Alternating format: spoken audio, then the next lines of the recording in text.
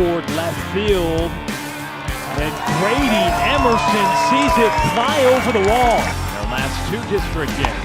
Swing and a miss. Smeds goes upstairs for the strikeout. They're all two strikeouts. And Grady gets a hold of this toward right field. It continues to fly. Replay here. Carney aggressive. Didn't really get a hold of it, but it falls in a right spot. And Carney able to run into second. To the pitch in there for strike three. Blistering mark in district play. 5-4. Greg Smeds, big back-to-back punch-outs. Jake Parkerson. That ball's flying. He gets the Cardinals the lead. Jake Parkerson with home runs in back-to-back games. And it's a 3-2 score in the bottom of the fifth. 10 of his last 11 games. And has another one here. A single to right brings home Blaine McDonald. Braylon James pulls this one down the line and right. And one run comes across the score. And also, here comes Carney. A third and Emerson being waved home. And James digging.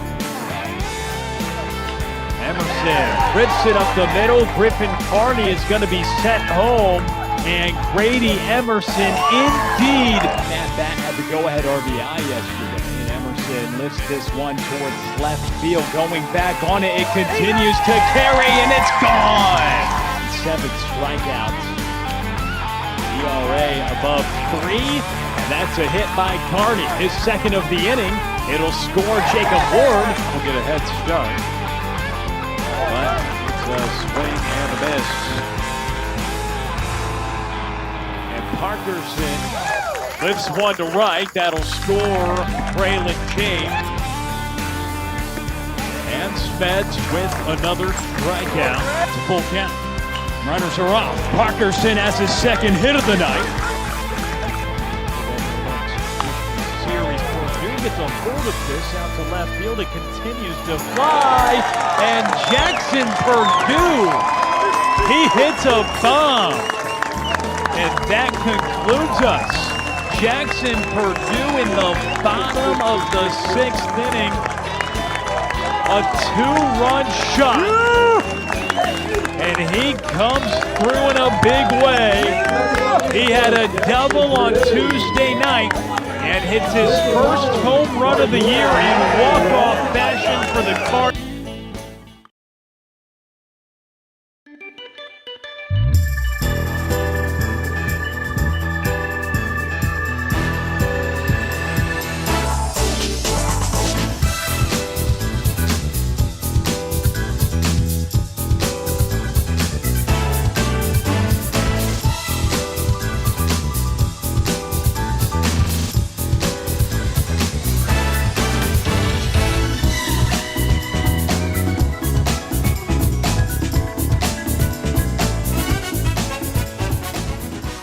Cardinal Baseball Live on Tradio begins now.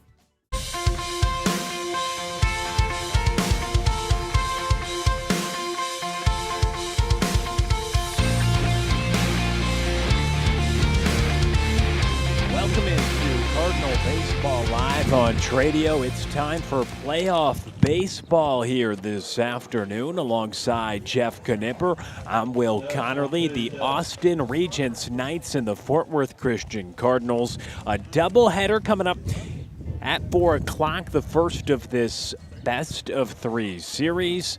Jeff, looking forward to postseason baseball here this afternoon at Fort Worth Christian. Yeah, really happy to be out here, Will. We're going to have a little bit of a windy day. It looks like the wind's going to blow in from right. It might have a little bit of an impact on the game, but, just a great day for baseball and a lot going on out here at Fort Worth Christian. They've got playoff baseball, it looks like, over on the softball field. Absolutely. Double dip for playoff action, and we recap how Fort Worth Christian got here. It's because, well, they finished atop the district 10-2. They fell in their final regular season game, haven't played since the 24th of April when they were no hit. However, 10-2, they finished atop the district, did not play last week with that bye as every team within D2 District 1 did. But as we start the area round, that's just a recap of what happened within the district play. Cardinals were great. Yeah, other than that last game, Will, they were really on fire. They put up 10 runs or more in 9 of those last 12. So let's take a look at the playoff path here for the Cardinals. Yes, you got the by-district round, the area round, the regionals, then you got the state finals as well. And Greg Smeds and Cale Berteras will be on the mound today for Fort Worth Christian. A doubleheader today, and if necessary, game could be in the works tomorrow if we don't see a sweep. Either way, here this afternoon at Fort Worth Christian. But like you said, it'll be interesting to see how that offense comes out. You look at the numbers, both teams pretty offensive. A 338 mark for the Knights this year as a team. Fort Worth Christian 343. So it's really going to be interesting to see how the pitchers can contain both teams as we begin the playoffs today. Yeah, when you look at those offensive numbers, they look pretty even other than the run column. But keep in mind the Regents only played about half as many games as the Cardinals, so that run total is lopsided. Of course, the Cardinals put up a lot of big numbers on the scoreboard this year. One thing that jumped out about the Regents is 76 stolen bases. The Cardinals obviously are sitting there at 134, which is incredible.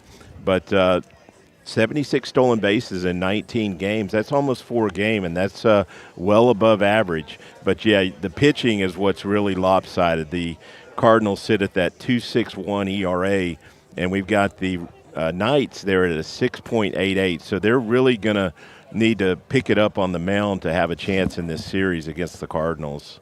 Absolutely. That's going to be critical as we continue to look at some of our pregame graphics. We also show you just some of the top hitters this season for Fort Worth Christian. Engine 4 for the 29-6-1 Cardinals. Carney, Emerson, James, and Parkerson have led the way.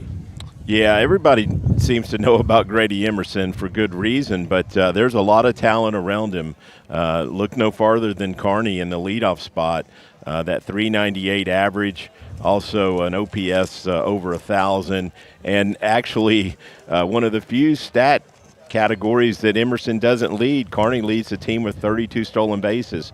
And then in the 3-hole, you've got James, and he's driven in 35 runs this year, second only to Grady Emerson, and also stole 26 bags himself. So just 1, 2, and 3, a good combination of speed, power, and a lot of base hits. Parkerson not to be left out there. He's number 2 on the team with 3 home runs and sporting a 430 average and 1140 OPS. So this really the top, I would extend it to the top 5 hitters in this lineup. I would put them up against probably any other top 5 hitters in the Metroplex. They're that good. Really are impressive, those top 3. I mean, nearly 100 stolen bases from just your first 3 guys. Let's look at who's hot. Antonio Andujar certainly has been out of the bullpen. He has been nails. Maybe we'll see him today in this playoff matchup. But Braylon James, Grady Emerson, and Jake Parkerson, guys, we just showed you their season numbers. Here's what they've done over the last 6 games. I believe, either was it Parkerson had a stretch where he homered in 3 straight games, I Yes. believe. So he's one of those really hot hitters closing out the season. Emerson at 474, believe it or not, that's below his season average, but can't leave him out when you're putting up gaudy numbers like that. 9 hits, 9 RBIs, 9 runs. Braylon James up on top there with a 533 RBI. Just, again, I mentioned they put up double-digit run totals in 9 of the last 12 games, and anytime you can do that, you got to like your chances. They're going to be very hard to beat if they get that offense rolling like it's been doing. Knights and Cardinals coming up on the other side. We'll hear from Rusty Greer, then get you ready for first pitch. Fort Worth Christian School is Christ-centered, college preparatory school where every student is known, loved, and valued.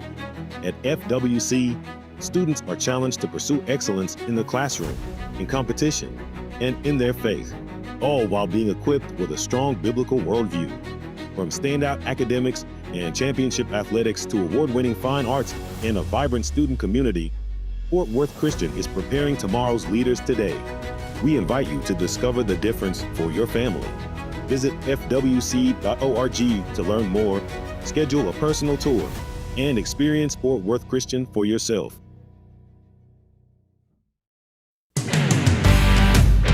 Thank you so much for joining the game with us today. We hope you are enjoying this presentation of Cardinal Baseball Live on Tradio. We have a target of 20,000 channel subscribers before the end of the spring. We need your help to reach that goal. So please hit the subscribe button and the like button, and pick a friend or family member to whom you can share the game. We are happy you are watching and hope you consider becoming a member for access to different member-only content.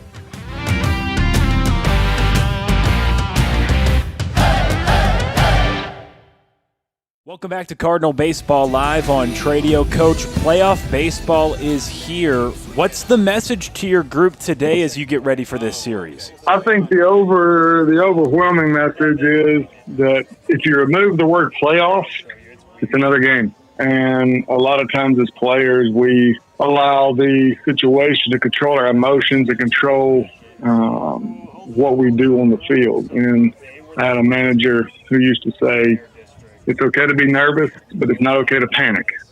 And a lot of times when our emotions get involved, we do things that we shouldn't. So I think the big message is this is game number 37. We go out and play this game just like we have the other 36, businesslike, and control your emotions, control your thoughts. And if they do that, I think we've seen over the course of time that we're a pretty good team. Absolutely, and you've mentioned that when you were answering that question, and I had figured that was the direction you were going to take it. And I know throughout the season when we've talked, you've talked about a team-first mindset, a business-like mindset. And so is the focus doing that all year long, that you don't have to change anything when you get to the postseason? I think that's the big thing. When you that's kind of been the mantra from day one. You hope that when it comes down to these games, if you think about it, yes, a playoff game and you have to win the series, that's the pathway to the ultimate goal, which is a state championship.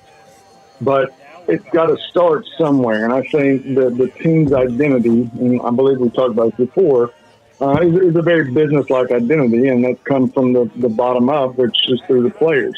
And I think if all of a sudden we come out and we have changed our approach, what we're doing, then that says the moment's gotten bigger than what we want it to be. And ultimately, this moment, while it does propel us forward into the next round or the state playoffs, whatever you want to say, this moment is about game 1 at 4 o'clock. That's the most important game of the year. Then game 2 at 7 o'clock, that's the most important game of the year. And I ask those players all the time, this is the most important game you'll ever play. Why? And they'll say, because it's the only game today. It's the only game today. Or the only game right now. And I think that's been kind of been what we've been saying all year long, and hopefully they take that mindset and that into the games today and go be businesslike. When you are preparing for the game, what can you tell us about your opponent today? Well, in game 1, I think we'll see their number 1 starter, which is a kid's last name is Middlebrook. He's a freshman, which that doesn't say anything. We have to go out and have some good at-bats, put good at-bats together and string some hits together. If we can do that, and we can get into the bullpen, then as with any game, once you get into the bullpen, it's kind of it's one of those deals where if those guys in the pen come out and they're throwing strikes and we're down, we're going to be in trouble. But if we come out and we put some good at bats together early and get a lead and get into the bullpen, now we've got a better chance. What has the preparation looked like as well? Because you had the game on the 24th and then off just this past week, now playing on Monday. After you guys fall in that regular season finale, was there anything you guys focused on leading into a quote-unquote new season with the postseason? Well, not really. We've been in maintenance mode now for quite some time, and really we're at the point, especially when you're at the playoff baseball, that for me, anyways, it's about just keeping the blood flowing and keeping everything kind of on the track. And we did a good job of that this past week, guys. We had some good practices. On the Baxwell MVP, we really worked on some individual defense just to shore that up. As we go forward, anytime you're playing a game, and it's what's been said since the dawn of time, pitching and defense win. And I feel like we're playing pretty good defense. And if we can limit the number of outs that we give away, then and give our pitchers a chance to make some mistakes here and there, which pitchers are going to do. But taking those outs away are important, and we focused on that a little bit this week. And so it was a good week of practice, good week of blood, and getting the blood going, and just staying in the groove and the routine. Now, yes, we're going from Thursday, Friday to Monday, Tuesday, but that actually sets us up nicely for down the road, assuming we get past these guys tonight and tomorrow, because the other playoff round will be on a Monday, Tuesday, and the state tournament's on a Monday, Tuesday. So it actually works good when you're setting up your pitching and your bullpens during the midweek. Absolutely, Coach. And final thing for you, I know we've touched on Grady Emerson all season long and read a great article about you and helping him develop here this year and the mindset. I thought that was phenomenal on the Dallas Morning News. But I wanted to ask you, because you mentioned pitching and defense, Greg Smets, he's continued to be the ace of your staff. What can you say about what he's done in his senior season and looking to pitch once again in the postseason? He's been here before. What do you expect to see from him? Well, I expect to see the same thing that we've seen all year long. I thought his last start, he got a little discombobulated on the mound. He wasn't quite himself early, and I thought he was worried about some things that were out of his control. And we had a conversation in the dugout during the game of what can I control? I can't control if I think it's a strike and the umpire calls it a ball. And so we really need to keep him, his mentality, his personality as Greg Smeds. And if we can do that and he settles in, he'll throw the ball well. If we let the situation get big and we'll start applying that pressure to ourselves that I have to be perfect, which we don't, then we'll have to dig deep. From an offensive standpoint, I think the big thing is just putting some at-bats together. I think that putting good swings on the ball, and then defensively, just continue to do what we're doing defensively. And if we can put, obviously, those three parts of the game together, we got a good chance to win. If one falters, another one's going to have to step up and pick up the slack. And I think we're capable of doing that, and I think we've shown that throughout the course of the year. Absolutely, Coach. Thanks so much for your time. Best of luck tonight, and we'll talk to you soon. I thank you, Will.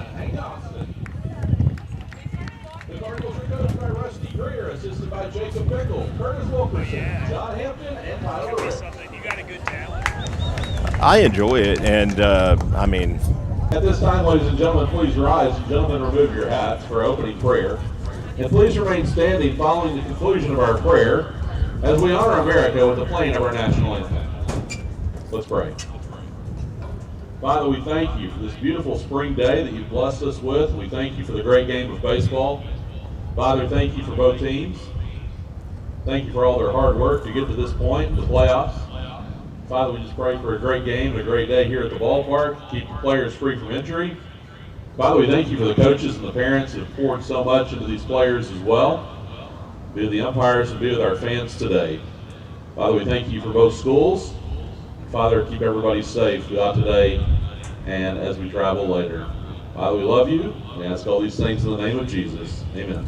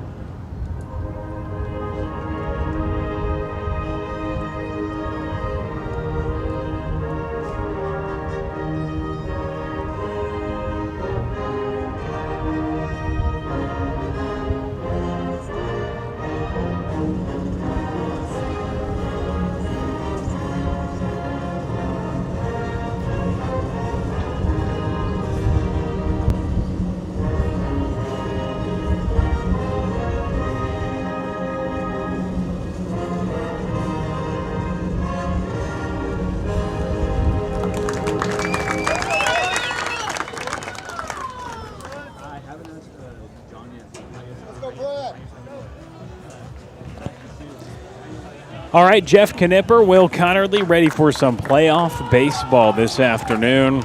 You work all year long to get to this point.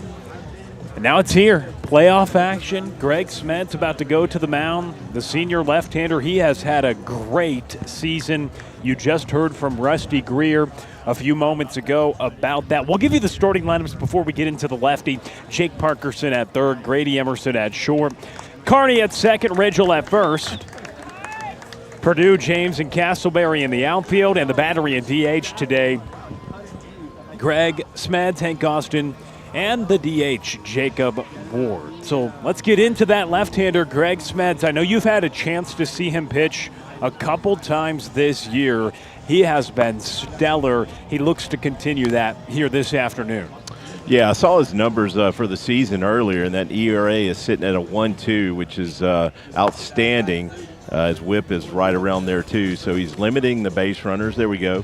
50 innings of work and 42 Ks, so not far off a strikeout of inning. So he's certainly been dominant at times this year. And I believe Coach Greer, talked about Smeds in the interview that you did with him, and he expects good things from Greg.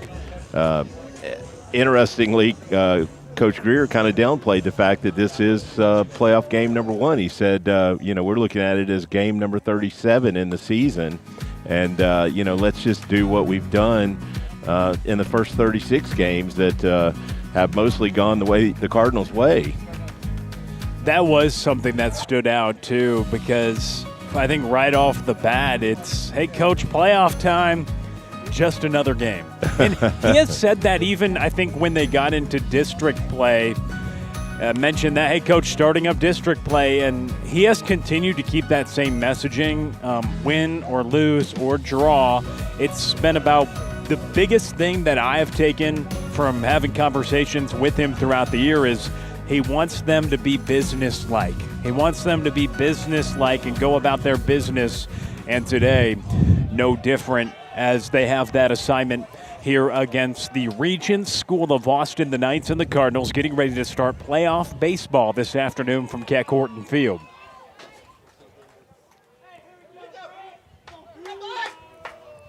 Well, it certainly makes a lot of sense to take that approach, to not put too much emphasis on the game. It is a best 2 out of 3 series. We'll be playing 2 here today at Fort Worth Christian, and if necessary, game 3 will be in Austin tomorrow. Y'all good? Come on. So 2 balls, no strikes. Blake Mott leads it off. Swing and a miss. Yeah, good fastball right there. Smeds missed up with those first 2 pitches, but came back and found a strike right there. See Smeds with part of his hat turned inside out in the back. A familiar look for the lefty. His 12th start of the year. But first here, as we open up the postseason, he is 8-0 on the season in 11 starts, though. So when he's been on the bump, the Cardinals have been winning, but he issues a free pass to begin this outing. Blake Mott getting aboard. Y'all good for us, come on. Yeah, not the start that I'm sure they would like to see, a leadoff walk. So that brings Matthew Robb up to the plate, the first baseman. After Smeds issues a leadoff walk and a bunt drop down. Smeds gathers, slips for a second, throws to first, and it sails. That allows Mott to get to third. Runners on the corners with nobody out. Matthew Robb drops down the bunt, not only to sacrifice, gets on and allows the leadoff runner to get all the way to third.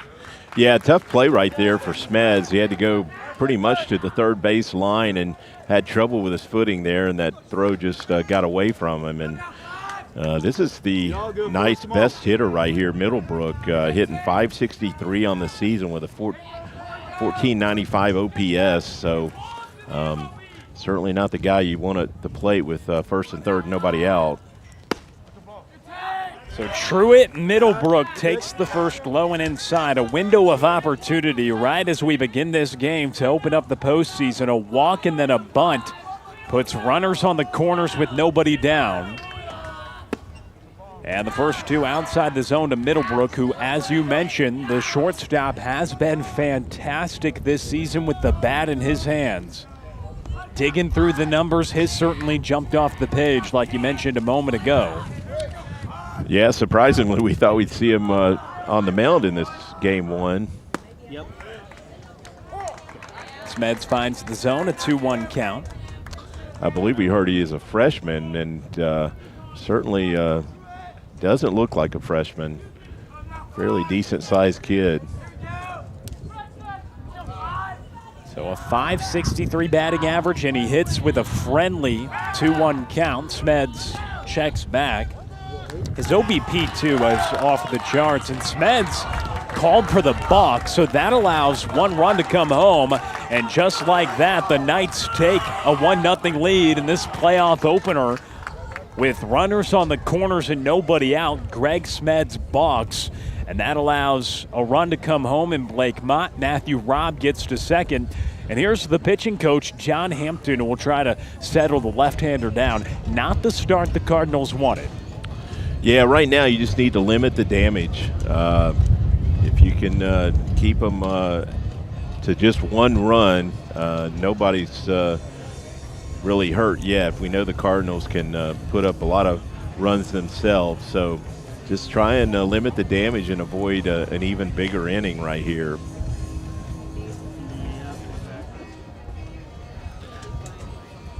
So it'll still be a 2-ball, 1-strike count. Did you see the balk there? What had happened? I mean, runners on the corners. I think he didn't come set. Didn't come set. Yeah, I believe that was what was called. It was a very quick call by, I believe, the first base umpire. We do have 4 umpires out here today for this game, so not asked to make that call from a long ways away. Full crew for a playoff game. Yeah, as it should be.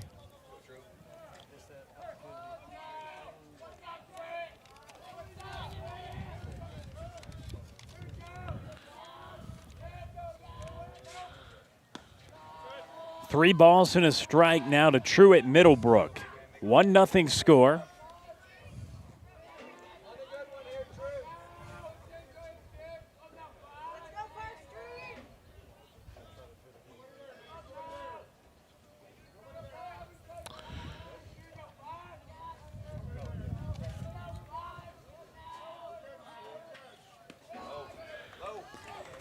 Full count.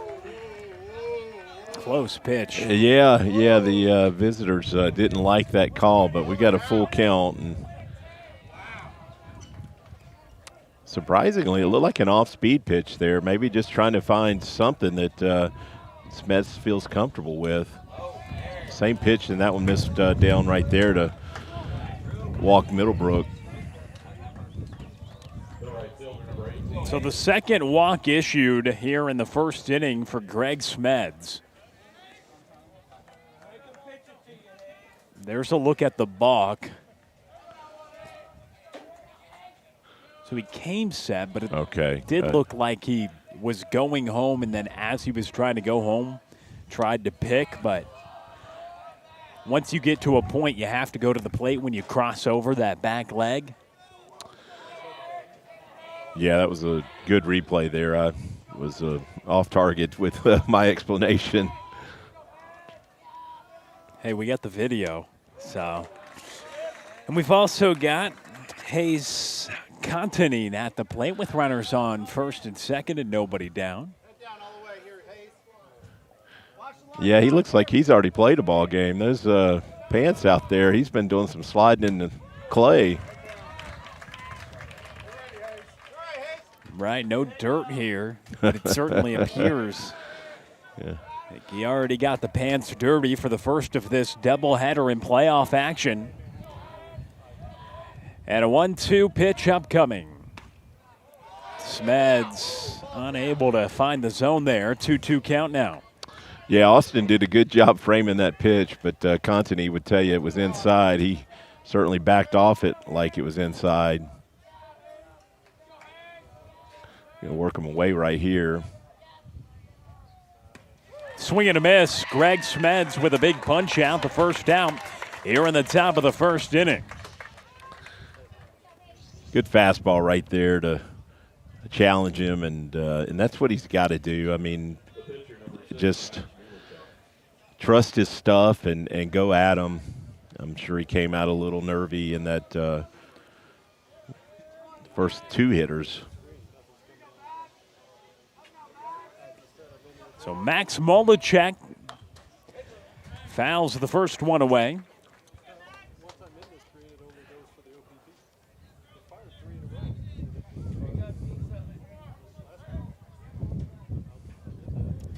We'll see Max toe the rubber come the bottom of the first, but trying to help out his own cause. He's got 2 on and 1 out. Pop up right side, and it gets out of play. You hear the senior catcher? Yeah, Austin let us know that it was not in play for his first baseman, who I believe is Ridgel over there at first base. It is indeed. Ridgel at first, Carney at second, Emerson at short, Parkerson at third. That infield perhaps trying to turn a double play ball. 2 strikes. 1 out, 2 on, and Smeds comes set here against Molechek. Swing and a miss. Back-to-back strikeouts for Greg Smeds. Yeah, just blew him away right there, and at least the bottom half of this lineup, Smeds probably needs to rely heavily on that fastball because they're probably going to struggle to catch up with it.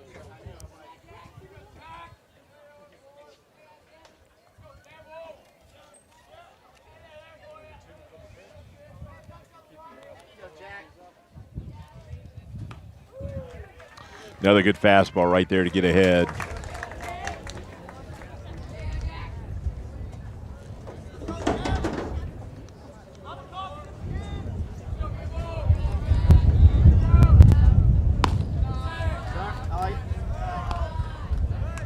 Will, I did notice some of the Cardinals seem to have taken on the blonde look for the playoffs.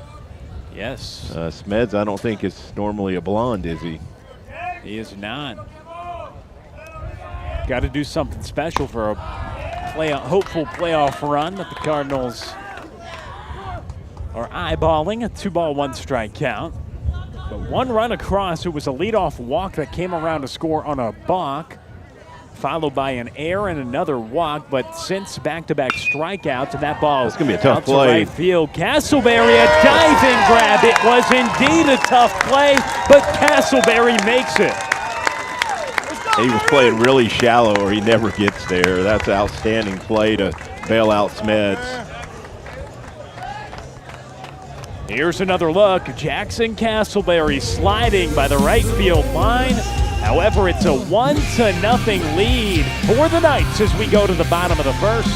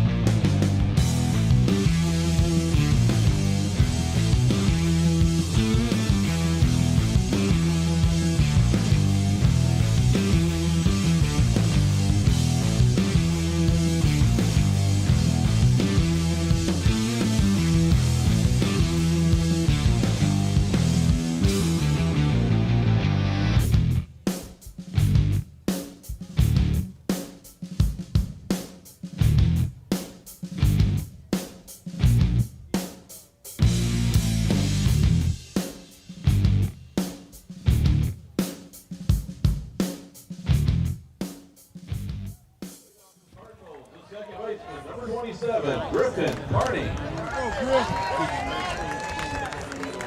Did you see that?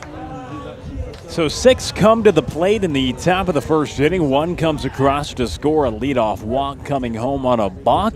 But Jackson Castleberry with a nice play to end the threat. And now the Cardinals bat for the first time here in the postseason. And Griffin Carney, the stellar senior second baseman and table center for Rusty Greer's order, watches the first for ball 1. Will, when I looked at Carney's stat line, one thing jumped out at me. Well, several things did, but he's been hit by a pitch 11 times this year. Certainly not afraid to take one for the team. And gets on base as good as any. And that's what you want out of a leadoff man, especially for a guy north of 30 stolen bases. That is dropped in for a strike. Pitcher today, Max Molachek, here in game 1 for the Knights, finds his first strike. But yeah, a lot of HBPs, and he had an on-base streak of 34 consecutive games that was snapped. Last time out for the Cardinals, they were no hit last time they played, the final game of the regular season. Bit of a surprise for a team that came into that game with 1,000 team OPS, but we'll see how they can respond today. Yeah, that was shocking to me when I saw that box score. Reached out to you and was wondering who was the opposing pitcher that no-hit them. That's certainly a feather in the cap to no-hit the Cardinals, especially in a lineup that features this guy, Grady Emerson. What else can we say about the top high school baseball player in America? He has been phenomenal. He's expected to go very early in the upcoming MLB draft, but hoping to help the Cardinals go on a deep run in the playoffs. And he comes up with his .524 batting average, 50 ribbies, 55 runs scored, and Griffin Carney, the speedy man, at first base after the walk. Oh. Emerson gets plunked on the first that he sees right in the back. Yeah, that hurts. Right in the small of the back. You're all right, so he won't have a chance to hit.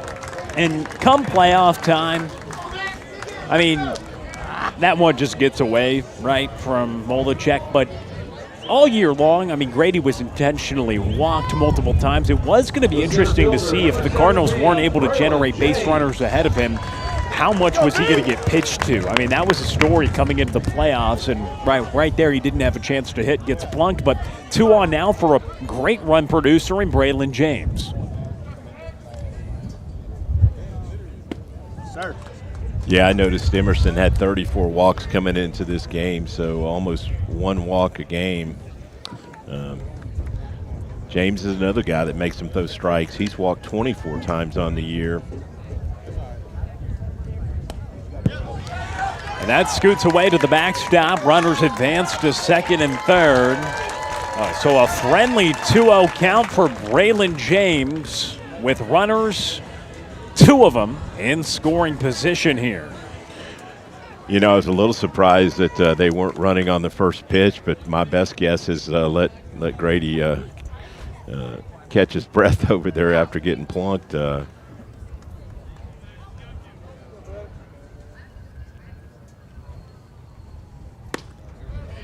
James takes a strike, and well, they get over to second and third as you probably would expect them to. They do it via a wild pitch, but yes, over 60 stolen bases between the top 2 guys, and Braylon James not far behind them. He's got speed, and a 2-1 count.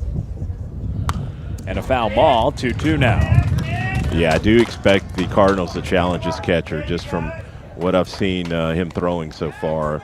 It's going to be tough for him to throw out the at least the better base runners for the Cardinals if they are running. That's Carlisle Spicer behind the plate for the Knights as Molechek comes set, kicks and deals. It's up and out. Now a full count to Braylon James. James was featured on our Who's Hot list coming into this one. He's hitting .330.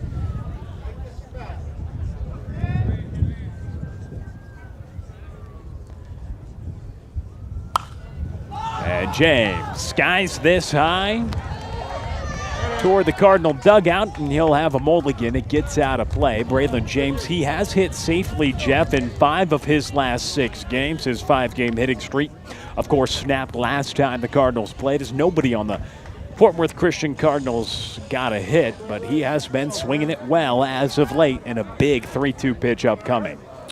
Yeah, 35 RBIs on the season, and certainly in a great spot in the lineup with Carney and Emerson ahead of him as much as they get on base. He goes chasing upstairs. Max Molechek picks up the strikeout, and there's 1 gone here in the first inning. The right fielder, number 11, Jackson Castleberry. Yeah, definitely helped him out there. That was well out of the zone up. So the last time I was out here, Will, Castleberry homered, and I noticed that's the only home run he's hit on the season. So let's see if I'm a good luck charm for him right here. He takes a strike. Castleberry really started to come around toward the latter half of the season, dealt with some injury in the early stages of the season. All you ones, come on. Yeah, he missed about 6 or 7 games from what I saw. And that is fouled away, an 0-2 count.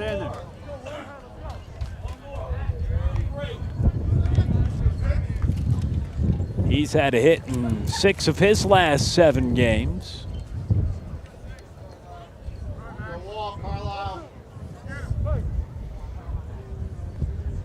Yeah, but he was down for a couple of weeks early on in the season.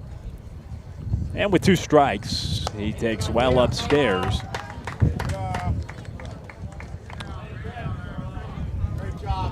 Yeah, I'm a little surprised how shallow that left fielder is playing because Castleberry has a lot of power to left. Molechek getting the signs to the right-hander for the Knights. 22 innings on the year coming in. And the 1-2. Castleberry watches. So 2 balls and 2 strikes.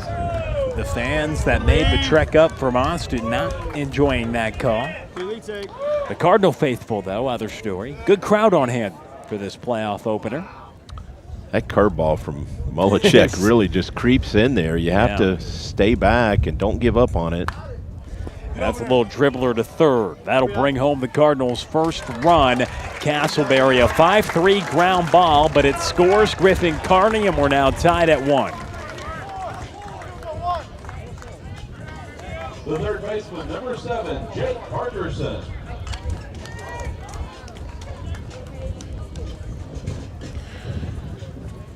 Yeah, Parkerson really has some outstanding numbers. 430 batting average on the season, 1141 OPS, and I know he's one of those guys that's been on a tear lately. He really picked it up toward the end of district play. Started to see that power. Had back-to-back games with bombs, 3 on the year.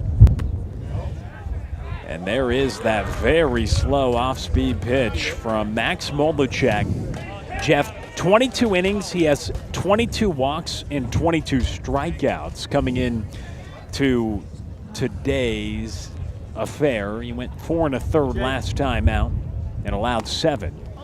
As that's a little ground ball, foul right side. Yeah, like I mentioned, the velocity on that breaking pitch is really down, and that's Parkerson was way out in front of that. Just caught it off the end of the bat. Going to have to really stay back, and maybe not with 2 strikes so much, but early in the count, maybe look for that curveball. He came in with a 10.5 ERA, a whip of 295. Throws strikes about 60% of the time, but has walked 1 per inning and definitely changes the pace with the breaking ball. Did have a season-high 6 strikeouts at his last outing. Emerson is off. Parkerson watches, though, for strike 3. Oh, I don't know. Oh, they call the interference. What? No, just strike 3. My so bad. Inning is over. But we're tied after 1. Here in the playoff opener, it's Cardinal Baseball Live on Tradio.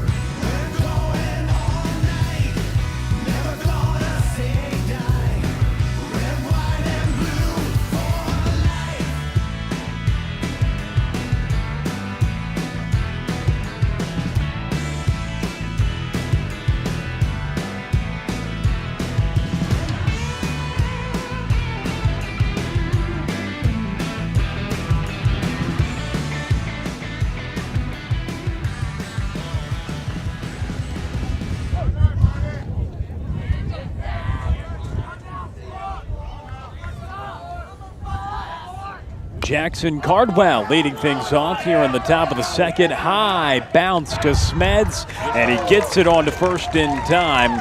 1 gone, 1 pitch, 1 out here in the top of the second as Cardwell goes right back to Smeds. Good to see the lefty handle his position after making an error on a bunt in the first. That's a high bouncer back to the lefty. Yeah, very close to a turf hit. Just got him by half a step, but that was a tough play. Had to really fire it to first base to get that out. That brings Carlisle Spicer, who's also first pitch swinging, the catcher for the Knights today. Boy, Spicer was way out in front of that pitch, but hit it hard over the Cardinals dugout. Another swing, that's foul ball. So 3 pitches, 3 swings here on the top of the second inning. Greg Smeds had to face 6 in the first. He walked 2 and also committed an error. That was through the first 3 he saw. He balked home a run, but then got 2 strikeouts and a great play by Castleberry to end the inning. That's been Smeds' miss so far, is predominantly up, and it looks like he's not real comfortable where he's landing with that front foot. He gets the swing, but Austin will have to throw down to first. He does so with success. Smeds registers his 3rd punch out, and there's 2 gone in the second. Hunter Prater now comes up with 2 down, nobody on. Smeds looking for a 1-2-3 frame and hopefully getting the Cardinals right back in the dugout. How about Hunter Prater, the 9th second baseman. The 9th hitter in the order.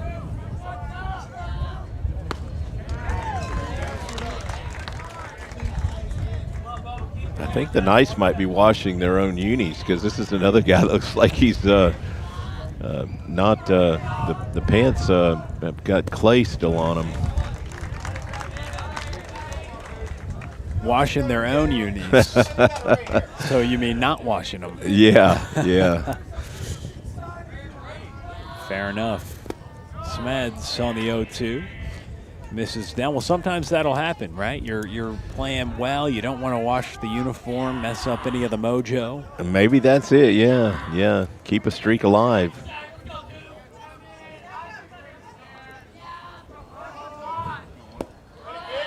Low and inside.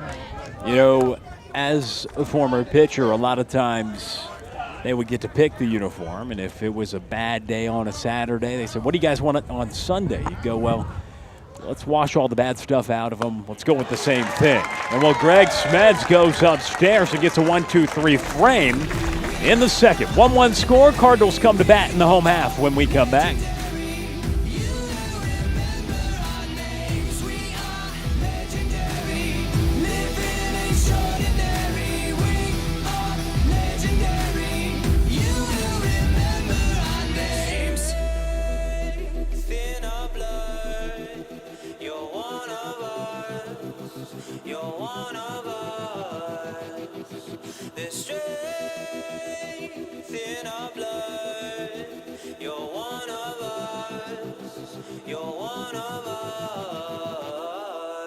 We are legendary.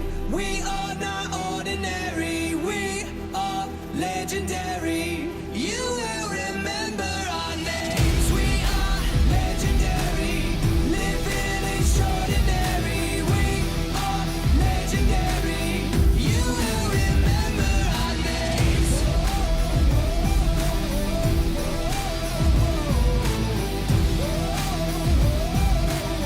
You will remember our names. You will remember our names.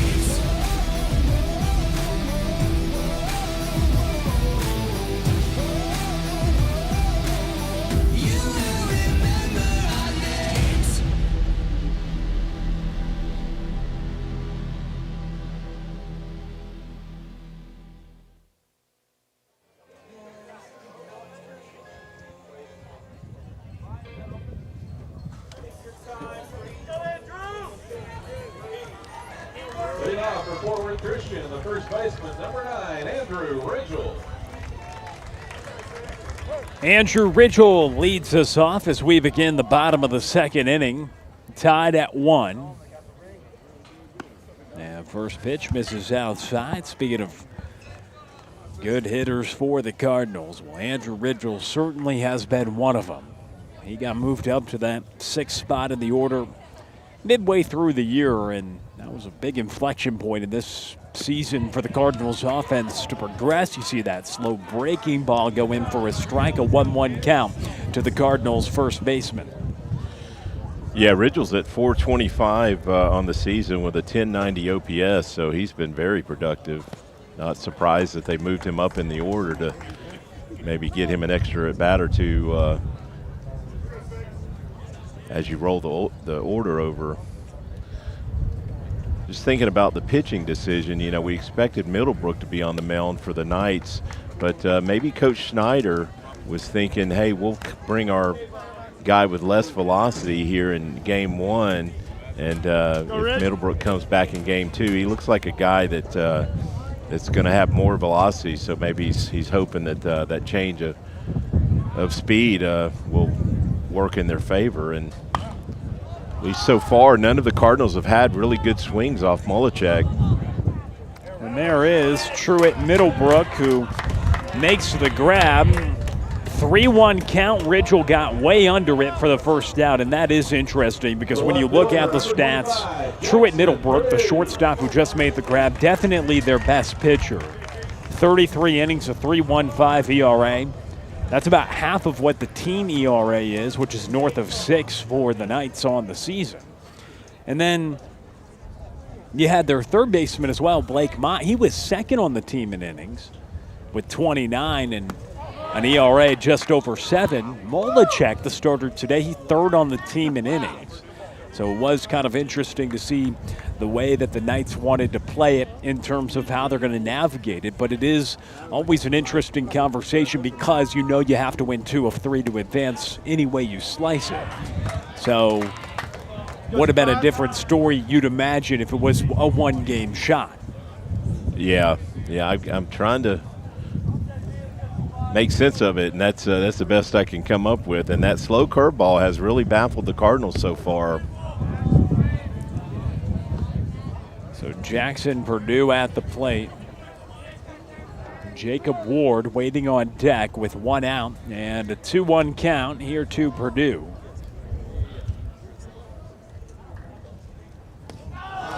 There's that slow breaker. 2-2 count. I don't recall Purdue playing much early in the season. Has he been a guy that's there was a lineup change, or did he was hurt the first couple of months. He was an everyday guy out in left last year, and he was hurt the first couple months. About 2/3 of the season he missed. Okay. And once he got healthy, he got into the lineup right away, but gets rung up for strike 3. That's Molechek's 3rd strikeout now here in the bottom of the 2nd inning. Certainly not something we would have expected. Yeah, he's a guy getting about 1 per inning and had a season best 6 his last time out. When you look at the stuff, though, it has had the Cardinals off balance early on. They were able to score in the 1st inning after a leadoff walk drawn by Griffin Carney. Then Grady Emerson was hit, and Carney came home to score on an RBI ground out by Jackson Castleberry. Yeah, the Cardinals are hitless so far.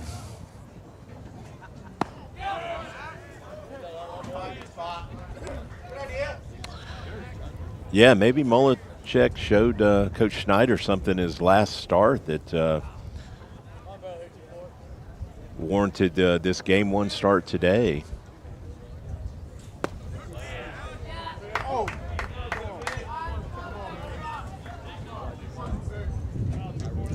So a 2-1 count. Now that last outing, he went 4 1/3, allowed 6 hits, 7 earned, 6 Ks, 4 walks and a hit by pitch, 84 pitches. It's down and out, but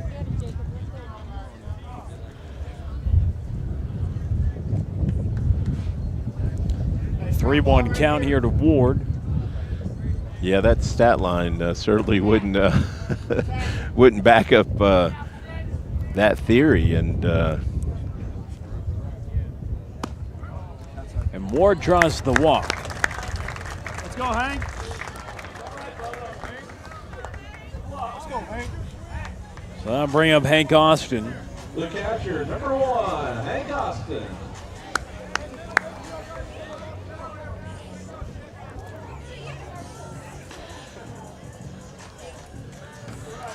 you know, the strength of the Cardinals lineups, definitely their top 5 hitters, but in these playoff series, a lot of times the bottom half of the order are the guys that unexpectedly have big roles. So we'll see if that comes to life today for the Cardinals.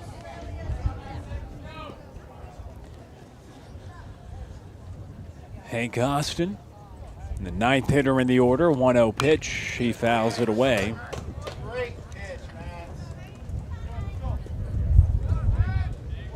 We're tied at 1. Each team getting a tally in the first inning. Smed's able to retire the side in order. In the top of the second, the Cardinals looking to start something with 2 outs here in the home half of inning number 2 after the walk to Jacob Ward. And Hank Austin now ahead in the count, 2 balls and a strike. Little surprised the Cardinals aren't running right here with 2 outs. It is a good spot to try and steal a bag. And actually, Coach Greer looks a little flustered, like maybe they missed a sign. But nothing happening.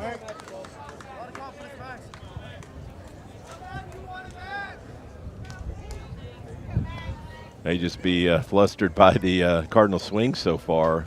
That too. It is a team who stole 139 He is bags. running right there. So there you go. It didn't matter because it was ball 4, but runners now on first and second. We flip it back to the top of the lineup card. Here's Griffin Carney for a second time.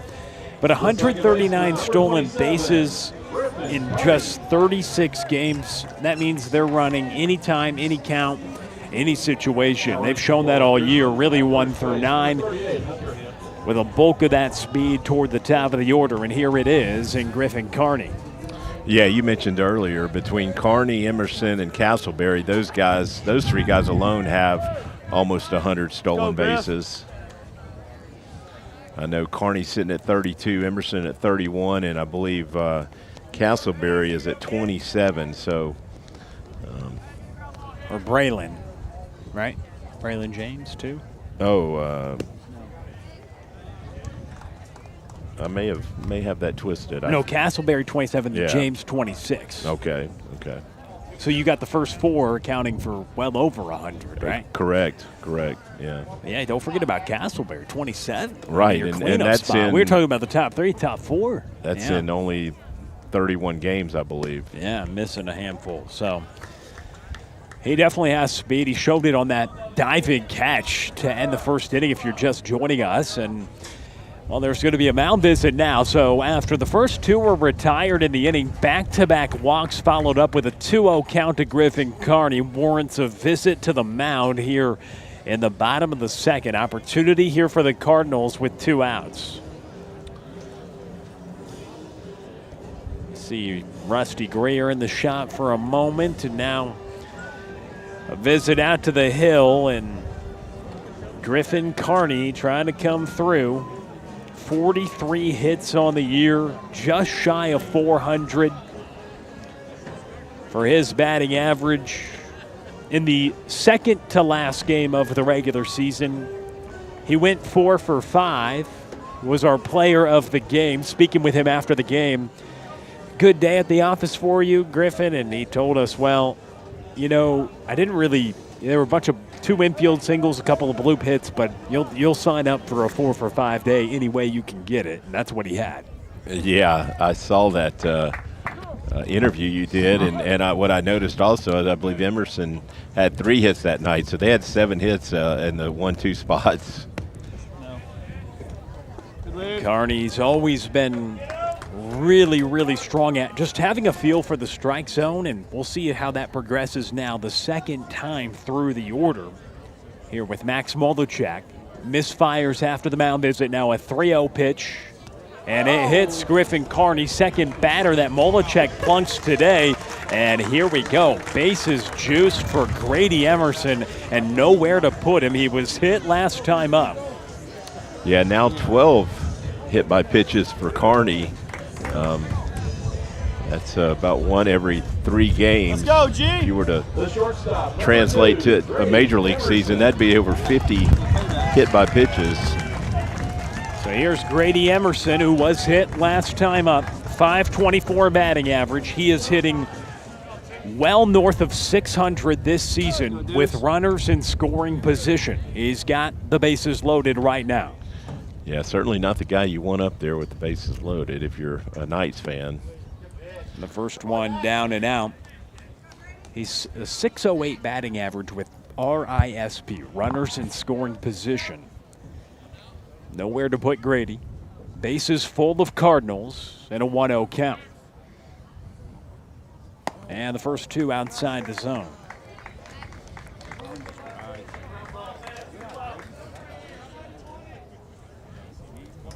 Yeah, 50 RBIs on the season. He certainly made the most of those opportunities when the guys are out there in scoring position. And 16 of those RBIs have come with 2 outs, which also paces the team. And 2 out ribbies and a 3-0 count here to Emerson. A lot of respect right there, a 2-0 breaking pitch. Normally you'd expect to get a fastball in that spot. We'll see if the light is green on a 3-0 pitch upcoming here from Max Molechek. We saw him get the green light early season 3-0. He got it. He fouls it away. The light has been pretty green all year long in terms of anything you want to determine as aggressive. Those rules don't apply for Rusty Greer's team. I mean, in terms of don't swing 3-0, don't make the first or third out at third. It does not apply by those rules. And we'll see now 3-1. Emerson watches outside. He'll take a walk, have an RBI at that. The Cardinals take a 2-1 lead.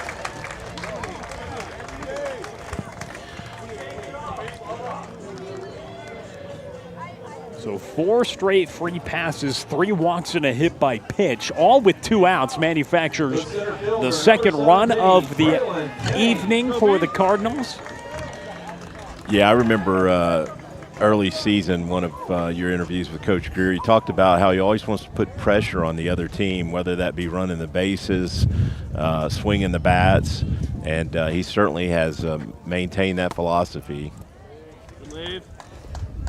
And now Braylon James with an opportunity. First misses outside the zone. It all started with Jacob Ward drawing a walk with 2 outs. I just noticed he's always coaching. He's over there coaching the runner at third base on how he wants him coming down the line. Getting that secondary lead. He's still coaching over there. It doesn't stop, does it? No. Talking to the runner, who is Hunter Hampton. Over at third, courtesy running for the catcher. Hampton at third, Carney at second, Emerson at first. James at the plate with a 2-ball, 1-strike count. Cardinals now ahead 2-1. So Braylon James trying to help Fort Worth Christian add on to that.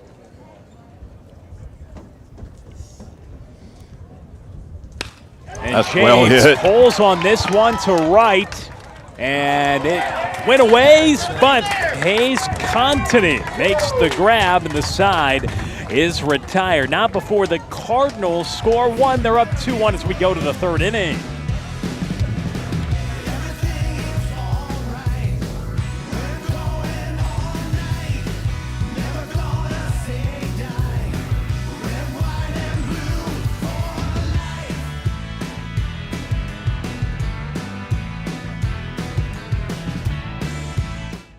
Hi, my name is Madeline Moda. I'm in 9th grade, and this is my 4th year at Fort Worth Christian. I enjoy so much about FWC, especially the community.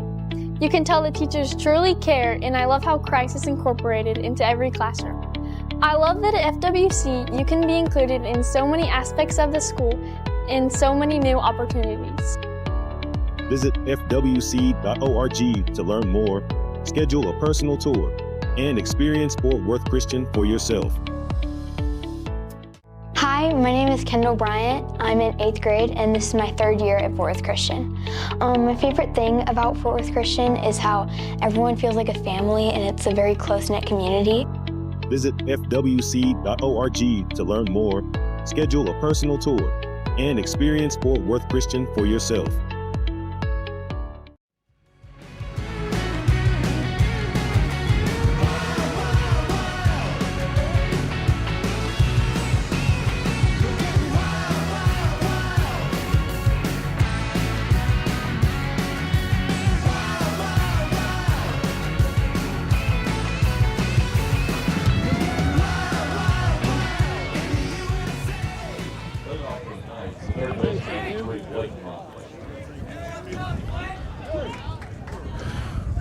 I'd mentioned I thought the wind could play a role today, and it definitely knocked that ball down that James hit, that right fielder for the Knights, Contini. He doesn't make that play without that wind blowing in like that. Braylon James gave it a ride with the bases loaded and 2 outs. But the right fielder makes the grab to end the threat, but the Cardinals do manufacture a run with 2 outs. 4 straight free bases brings home a run on a Grady Emerson walk drawn with the bases loaded. Now the Cardinals on top 2-1 here in this Tapps playoff opener between the Cardinals and Knights, and Smeds getting Blake Mott. He led off the first inning walking and later came around to score. Now a 2-2 count. And he pops it up right side, and Andrew Ridgel makes the grab.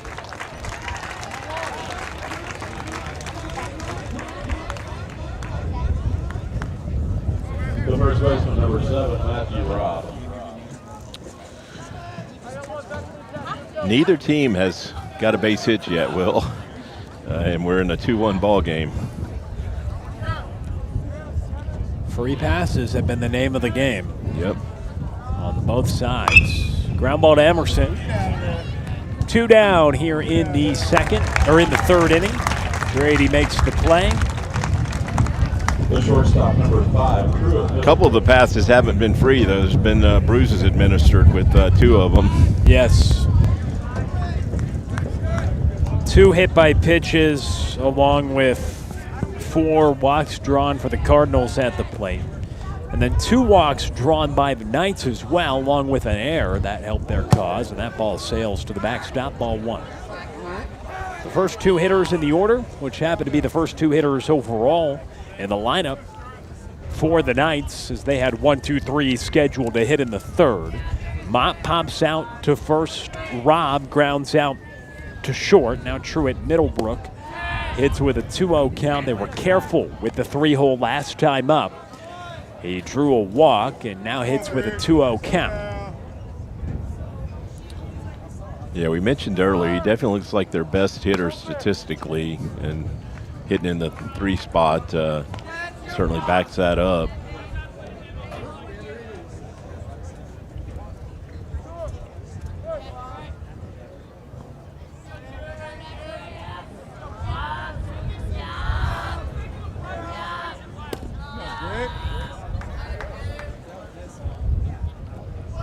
Let's go, Forrest. You're all good.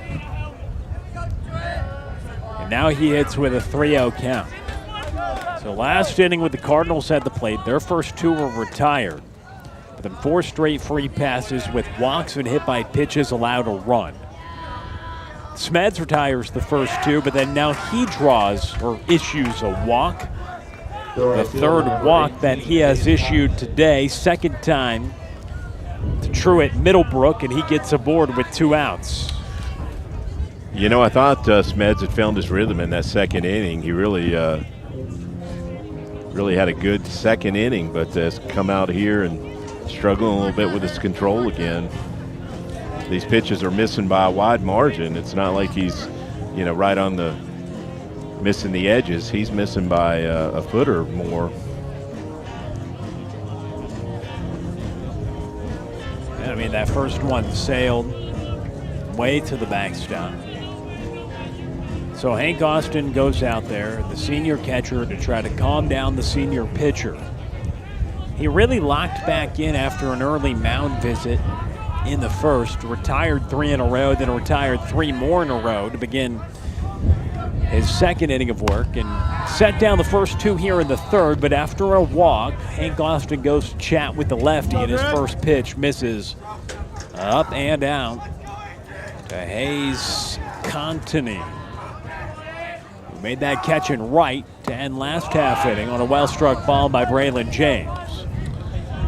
I'm not sure exactly what Smeds is struggling with, but he doesn't seem to like the grip on that baseball. There's not any dirt to dust it up either.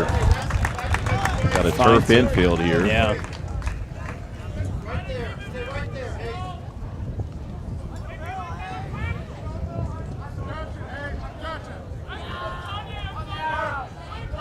Middlebrook at first. Smeds delivers home. 2-2 count after the swing and miss. Yeah, 2 good fastballs right there to come back against Contini. 2 balls, 2 strikes, and 2 outs. Smeds set, kicks, deals, and gets strike 3. 5 punch outs through 3 innings of action for Greg Smeds. Cardinals back to the plate. They lead by 1.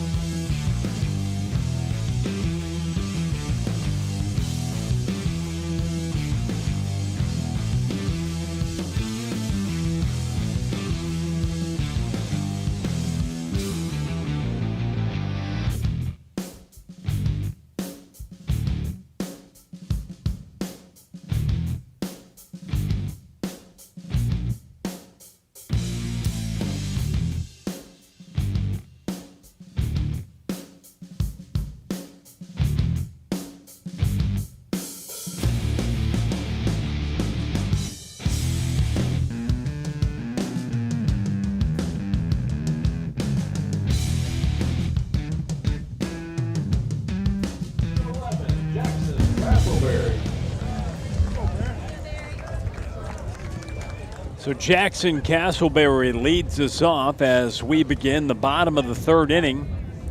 He produced the Cardinals' first run. It was a ground ball to the left side that allowed Griffin Carney to come home in the 1st inning.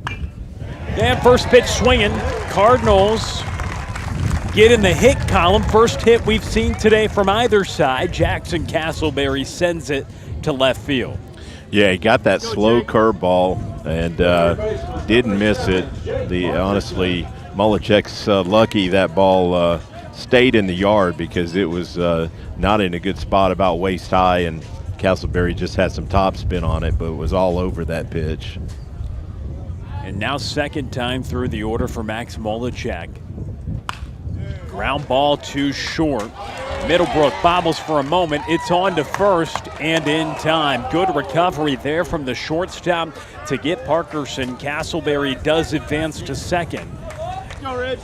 And 1 out. Middlebrook showed off that arm and why he's a strikeout guy on the mound, because I really thought they might beat that out.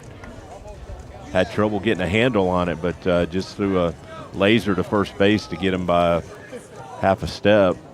A speedy team, you don't typically see margin for error on the infield, but Middlebrook was able to recover quite nicely and get Parkerson. There's that slow breaking ball. Rachel sends it to right, stays back on it nicely. Castleberry being waved home. No play at the plate. He dives in safely. Andrew Ridgel gives the Cardinals a 3-1 lead, and he trades places with Jackson Castleberry. Yeah, we mentioned earlier Ridgel has been very productive in that 6-hole, and shows you why right there. Another first pitch curveball that they went up there and maybe changed their approach. Yes. Went up there looking curveball. I like it. I mean, that would be the thought for how often he threw the breaking ball, and it was not generating a ton. Now, correct me if I'm wrong. Didn't think it was generating a ton of swing and miss, but it was stealing strikes because you're trying to get a feel for a guy. And now if you're going to show it that often, don't think the fastball is going to beat you even if you're sitting breaking ball the opposite way. And that looks like exactly what Castleberry did. His hands got around to get to left side, and then Ridgel right there punches it the other way on a first pitch breaking ball. I'm right there with you on the approach changing. That's what it appeared to be. Yeah, and the strikes that Mullichek was getting with that curveball were mostly looking strikes. I think guys looking for fastball that laid off that curveball, but now they're attacking it. Purdue skies out to the right side, and it falls in foul territory. And that is the thing, though, that you're going to showcase the breaking ball quite often, and then he was starting to start with it, and perhaps if you're going to sit on it, I think that's a good idea if you're showing that that is the one pitch you can consistently generate strikes on.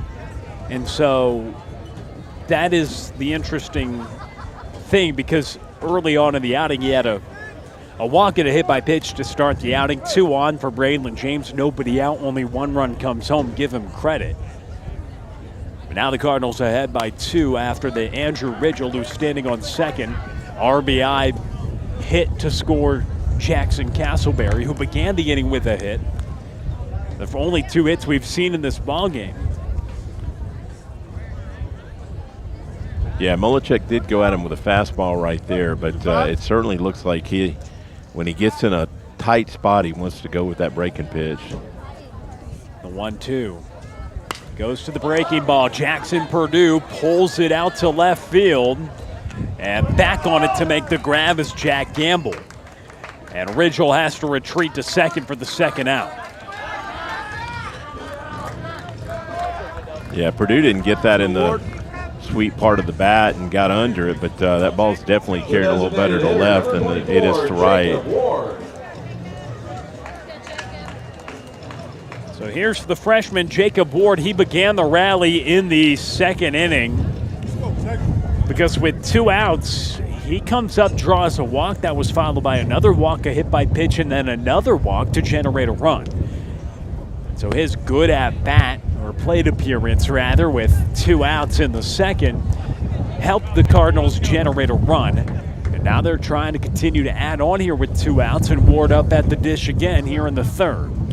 Yeah, I noticed Ward's got some good numbers, especially for an 8-hole hitter. 463 on base percentage and 925 OPS. The only non-senior that has gotten a lot of playing time in the batting order, and only non-senior in the starting lineup here in this postseason game. The freshman really has stood out, and he probably had one of the best performances for the Cardinals in their biggest district series of the year. They go on the road to Lubbock. He hits a home run, 2-run rule victories. The 2 teams were tied for first at the time, and he has earned an opportunity for the freshman to be in this starting lineup. I remember when Castleberry went down with that wrist injury early in the season. He's the one that stepped in and played right field. So that looks like probably where he'll find himself next year, somewhere in the outfield. Yeah, it's going to be interesting. A lot of open spots, right, with Carney, Emerson, James, Castleberry, Parkerson, Ridgel, Purdue, and Austin. 8 of the 9 in the order, all seniors. So. Yeah, rare that you see a lineup that heavy with seniors, but certainly helps your chances come playoff time. Swing and a miss by Ward. 2 balls, 2 strikes, 2 outs, and a 2-run ball game in the bottom of the third inning. Got it, buddy. Let's go. Andrew Ridgel had an RBI knock. He's over at second. It's Jacob Ward hitting with a 2-2 count.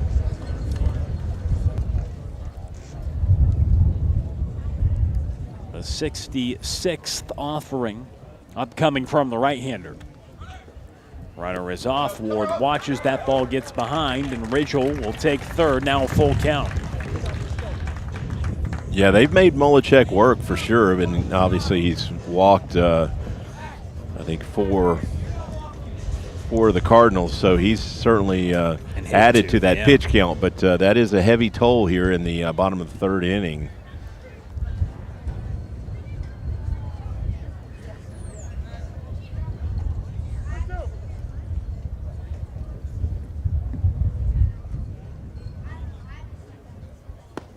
And Ward takes call for strike 3. So the Cardinals had a run. Castleberry starts the inning off with a knock, comes home to score on an Andrew Ridgel base hit, and it's a 3-1 lead after 3. Cardinals on top here from Keck Horton Field.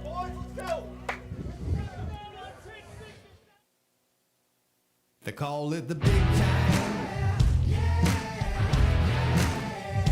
Got your name in lights. Now you're gonna shine. Got 'em in your sights.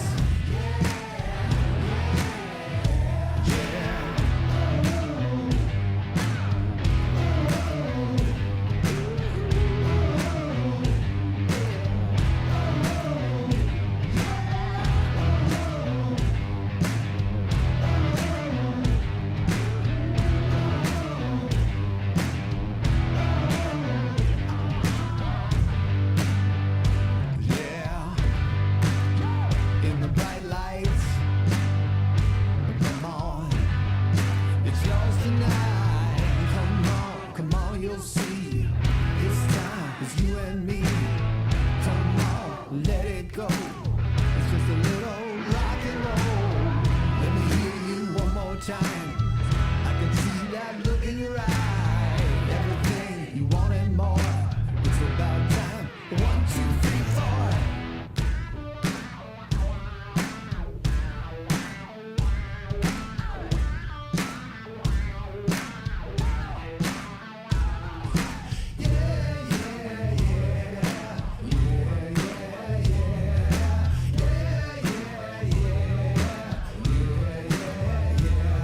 It's the big time. Can you feel those bright lights? Everything is yours tonight. It's on tonight. The big time. In the big time. All right, we start inning number 4. Jeff Knipper, Will Connerly, you're locked into Cardinal Baseball Live here on Tradio as we begin the Tapps postseason. And Greg Smeds starts the 4th inning off, getting some oohs and ahs from the crowd as he sees another go to the backstop. I think that's the 3rd one that, and he's had some misses of wide margins today. I think 3rd time today that it's gone to the backstop, really with just no leather on the backstop for Hank Austin. And now they're saying that it hit the batter in Max Molechek leading off this inning. And the umpires will come together. Jeff? Yeah, Molechek has that look on his face like it certainly got closer than he liked. Well, the 4 umpires are going to talk about it. I'm not sure if you don't see it behind the plate how a base umpire could change a call. Here is going to be another look.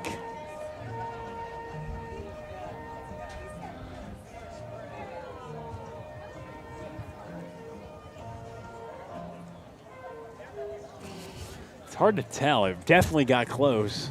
Yeah, it's way too close for comfort. Kudos to Molechek for turning back like that because they are going to give him the base. Yeah. But sometimes you see a hitter open up in that spot, and he turned away from it. Yeah, and the big thing you look for, right, is did the ball change trajectory? And it looked like it kind of did a little bit from that replay angle Tim Polster, our great producer all year long on Cardinal Baseball Live, just gave us. Yeah, and but so they award him first base. The umpire didn't get to the luxury of the replay, so not sure what they saw that the home plate umpire didn't see initially. Yeah, now Rusty wants an explanation, head coach for the Cardinals. Yeah, they don't get replay out there on the field. Right, we have the luxury, right? If it's a good call or bad call, no high school baseball replay, we could say good call, bad call, and then we can confirm it for you. It was hard to confirm, at least from that angle, how far away it was, but it is interesting. So the home plate umpire initially didn't call it, and then They're going to bring him back. Wow. They bring him back now. This is odd, to say the least. Okay, so you don't normally change the call and then change it again because they didn't initially give him the base. Right. So just to recap, we start the inning off with Max Molechek at the plate. First pitch sails to the backstop. He then says it hit me. Umpires get together, award him first base. Rusty Greer comes out and says no, no, no, and then they bring him back to the plate. I've never seen that be changed twice. That is the summary that we got. And the only thing we're sure of is there is one ball on Molechek. Yeah, that was not a strike. That isn't either, so a 2-0 count to Max Molechek. Interesting start to the fourth here on Cardinal Baseball Live. And the first three miss outside the zone.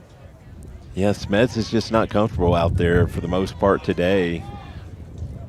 Seems like he'll find it for a hitter or two and then just struggle again to consistently throw strikes.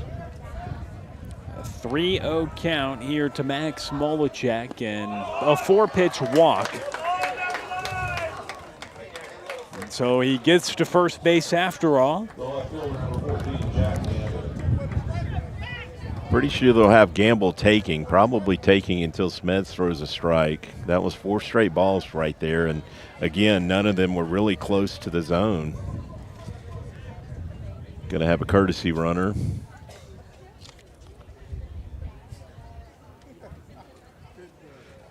Molechek is the pitcher, and you do get a courtesy runner for your pitcher and catcher at the high school level.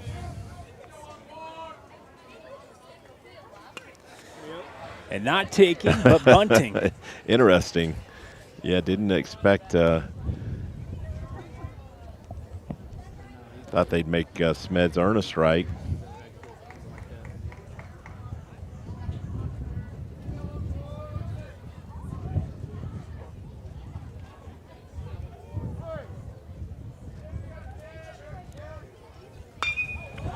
That's pulled right to Parkerson, back to first in time, and just like that, a double play.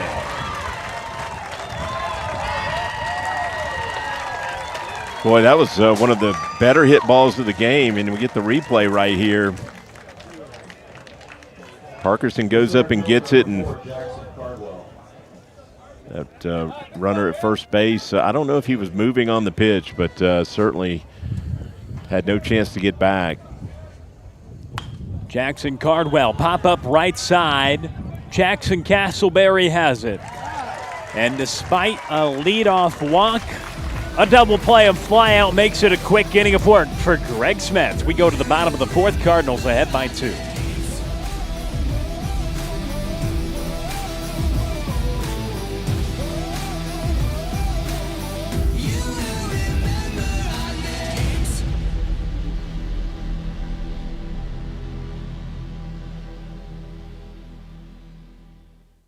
Tristan Coleman, 11th grade. This is my first year at Fort Worth Christian. I think that I really like about Fort Worth Christian is just the community aspect of it. Once I got here, I feel like everybody just kind of like brought me in and was super kind.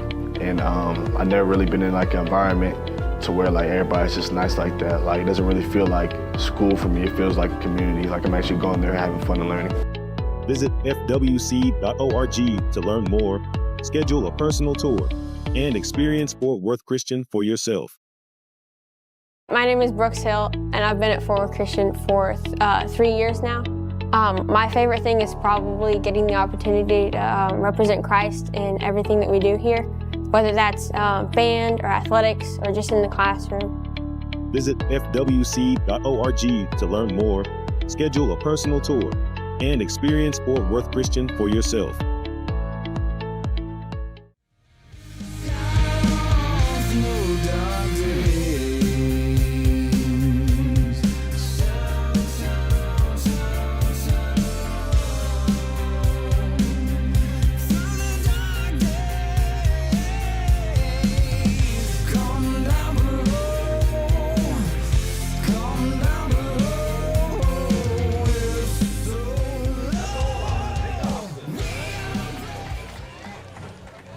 Hank Austin leads us off as we start the bottom of the 4th inning.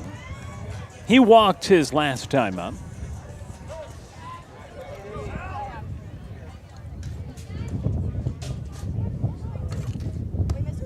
And the first pitch outside. Max Molechek beginning another inning of work. Just shy of 70 pitches so far for the right-hander.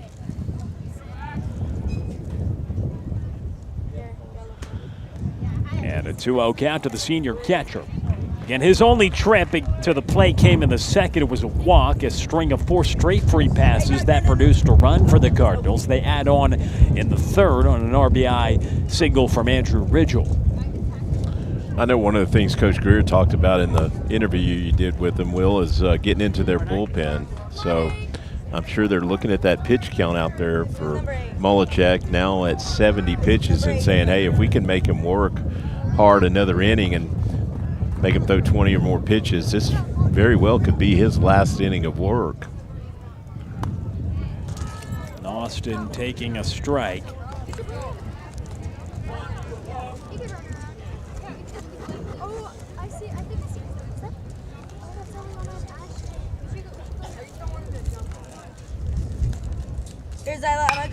Austin under it toward left field. And it falls in the triangle of Cardwell, Gamble, and Middlebrook, the left, center, and shortstop. Hank Austin has himself a 3-1 loop single to get aboard to begin the 4th inning. Yeah, not well hit, but well placed. Sometimes you get those.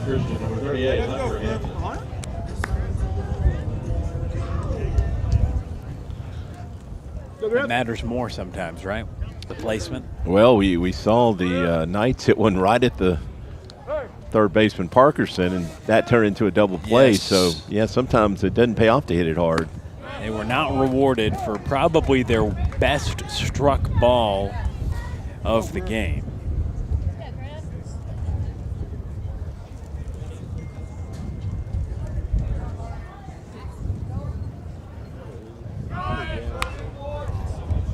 Carney fouls one away. The courtesy runner is Hunter Hampton, has some speed over at first, running for the catcher, and Hank Austin. And Carney at the plate, an 0-2 count. Walked his first time, was hit in his second trip. Now batting for a third time here in the bottom of the 4th inning. And a check on Hunter Hampton. Not sure if that was a straight steal on that last pitch and Carney swung away, or if that was a hit and run. Almost looked like Carney was trying to go to the right side, which would suggest it was a hit and run.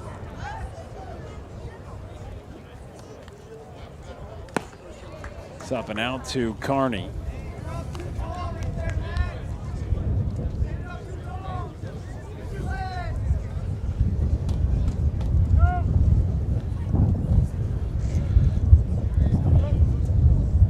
He's edging out there. He might be running right here. Yeah, he's going.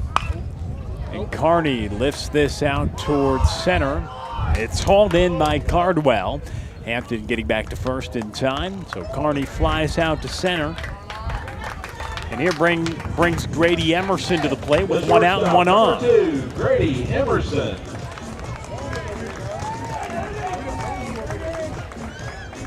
Here in the area round of the playoffs, this 3-game set hosted by Fort Worth Christian.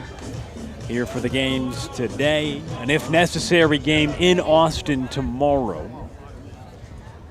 Could potentially be on the docket. Winner will advance to play the winner of the Southwest Christian School and the Brook Hill School series. Could see a rematch between the Eagles and Cardinals. They split in the regular season, one of 2 losses in district play for the Cardinals, but plenty of way to go before we get there. Emerson at the plate. You know, count. Austin is a fun city, but I'm sure the Cardinals would prefer to stay local tomorrow.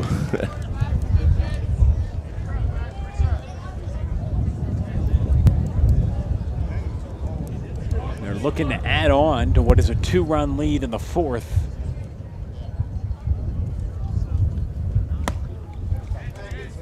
up and out to Emerson. 3-0 count here to Grady. He had a 3-0 count last time up and had the green light, fouled one away. Go, G. Before ultimately drawing a walk that produced a run to give the Cardinals a 2-1 lead at the time. Right there, he walks. So a hit by pitch and 2 walks today for Grady. That puts 2 on for Braylon James. Yeah, I'm not sure if they've all been intentional, but they certainly are not challenging Grady today.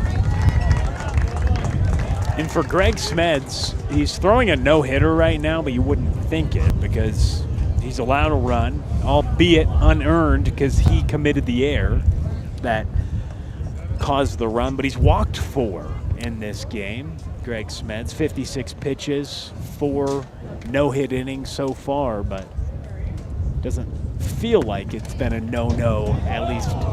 And the way we typically see it is Braylon James takes the first for a strike with 2 on and 1 out.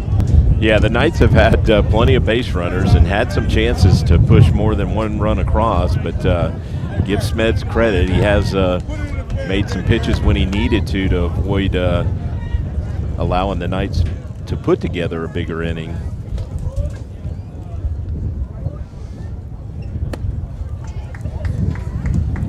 One ball, 1 strike with 1 out, 2 on. Yeah, Smeds so far 56 pitches, just 29 of them for strikes. But again, 4 innings, just 1 run, no hits, and that run was unearned.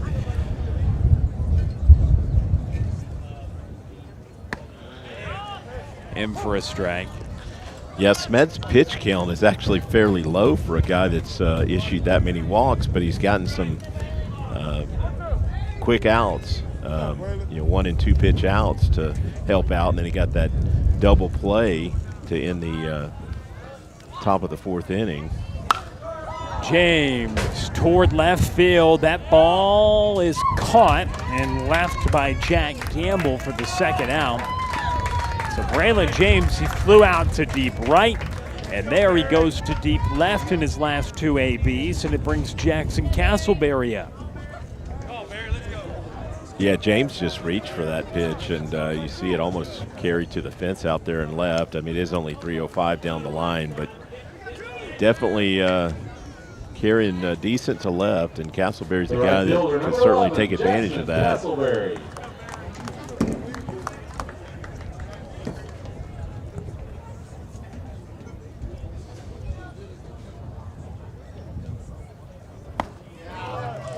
Swing and a miss by Jackson Castleberry.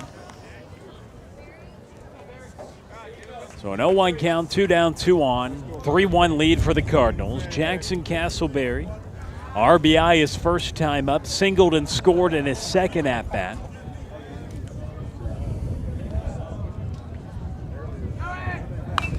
And a foul ball. A good day so far for Castleberry. Makes a diving grab to end the 1st inning.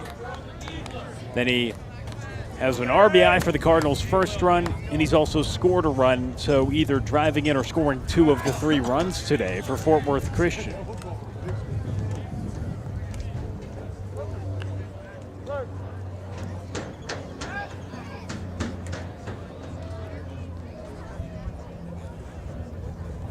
That's Castleberry. Well hit. Falls in right in front of Contanine, and that brings home Hunter Hampton. Jackson Castleberry's 2nd RBI makes it a 4-1 Cardinals lead.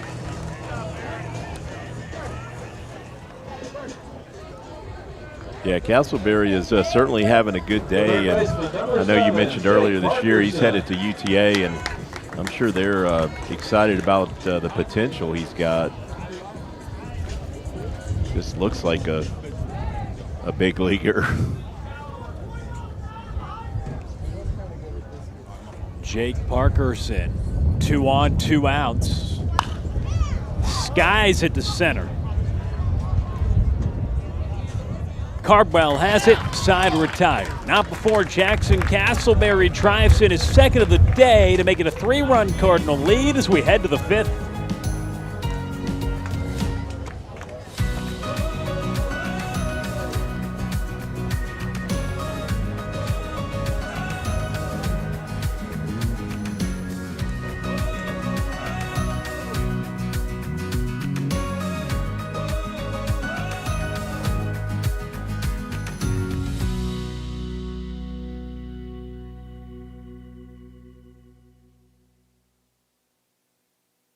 They call it the big time. Got your name in lights. Now you're gonna shine. Got 'em in your sights.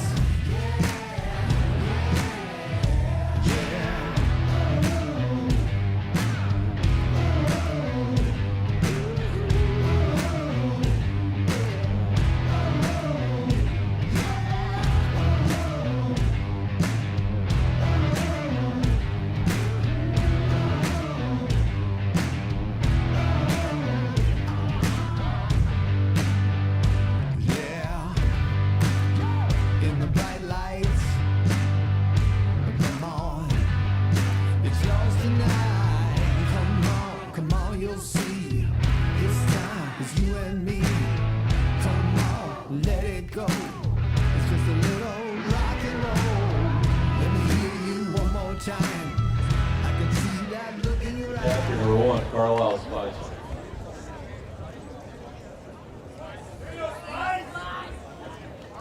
We start the 5th inning. Carlisle Spicer leading us off. Knights and Cardinals here to open up Tapps playoff action. Neither team had a game in the by-district round. This the area round, trying to advance to the regional round, which would be at a neutral site from our understanding. But you've got to win 2 of 3 to advance. Cardinals leading 4-1 right now here in Game 1. Game 2 upcoming after this. A scheduled start 7 o'clock this evening. Swing and a miss.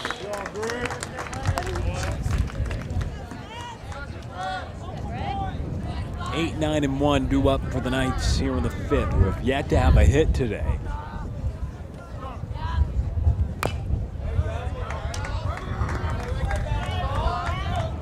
Yeah, still nothing stirring down there in the Cardinals bullpen. Sure Smeds would like to keep them seated down there for another inning or two.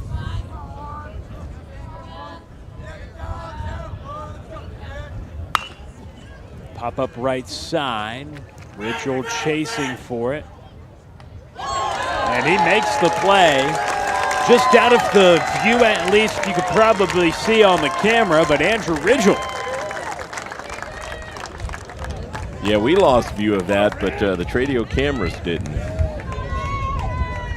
No, we definitely have a camera that could show you the grab, and he uses the fence, jumps up. Yeah, nice play over there. I'm guessing that was Trey Bell on the camera work. Whoa. Dropping names of cameramen on our crew. Phenomenal work by Andrew Ridgel as well. Yeah. To make the grab. Yeah, nice catch for sure. Finding that fence and keeping it off the fence. Well, a lot of the times right in the outfield, you talk about the warning track and you know you're close. None in that area of the field. Castleberry moves in, gets it on the hop, but there's the first hit of the ball game for the Knights. It comes out of the 9th spot in the order. I was thinking the same thing. The 9-hole breaks up the no-no. So Hunter Prater breaking up the no-hitter, and that brings us back to the top of the order. 3rd trip through the order, beginning now with Blake Mott for Greg Smeds. He fires a strike. And we mentioned it. It will be interesting to see. The pitch count certainly not concerning just yet, but how does Rusty Greer navigate these final innings on the mound? Does he let his ace ride? It's right back to Smeds, stays with it. It's on to first, and they're in time. Nearly had a chance for a double play if he was able to stick it cleanly, but it goes in and out of the glove. He gets the sure out at first. Yeah, quick reflexes right there by Smeds, and we're going to see a replay of it here. That was got on him in a hurry and stayed with it, got the out. Threw a little curveball to first, dropped. You know, it is always awkward, though. Throwing to first, you just don't do it that often, right? You throw 100 pitches home per game or so, right? 80 to 100. How many times have you thrown it to first? Once, twice? He's had 2 now, 3 times today. One of them went over Ridgel's head, but he's made a couple of nice plays as well as Matthew Robb steps in. And a lot of times you're going away from first when you try and make the throw, which just makes it that much tougher. Especially for a lefty, a little more challenging for those southpaws. That's what happened on that bunt down the line. Swing and a miss. Really good offering there from Smeds. No stirring happening yet. You would assume Antonio Andujar would be toward the top of the list in terms of guys deployed if it is a close ball game late. He's been nailed. Swing and a miss. But Greg Smeds is saying, hey, stop that conversation about the pen. I'm trying to get through 5. And yeah, that more. That was one of the best breaking pitches he's thrown today right there. Nasty pitch out there on the outer half, down around the knees. The 1-2. Swing and a miss. Greg Smeds with the strikeout. We go home half of inning number 5. It's a 4-1 Cardinals lead.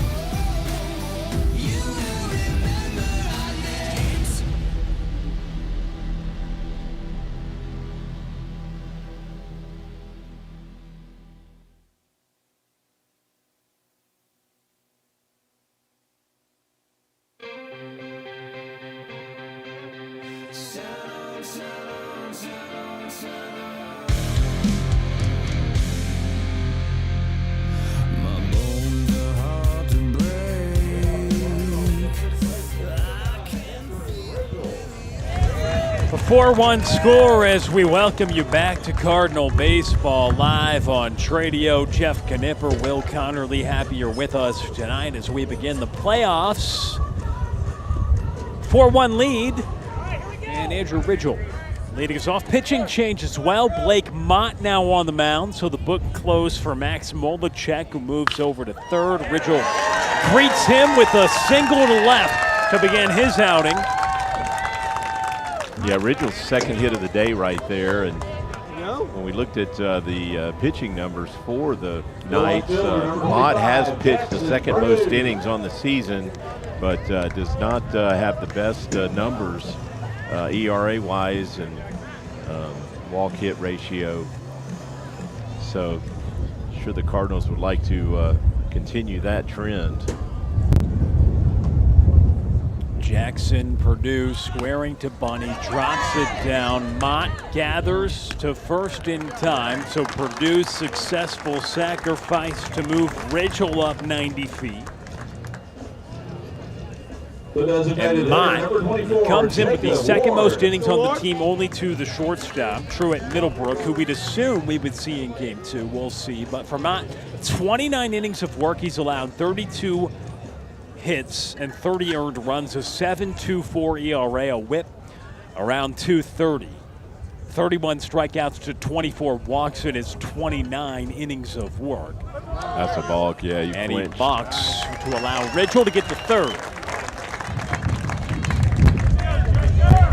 Second balk we've seen today. A balk was actually the reason the lone run today has been scored for the Knights. And there the balk by Mott, who comes in from third to now pitch, and Molechek moves over to the hot corner.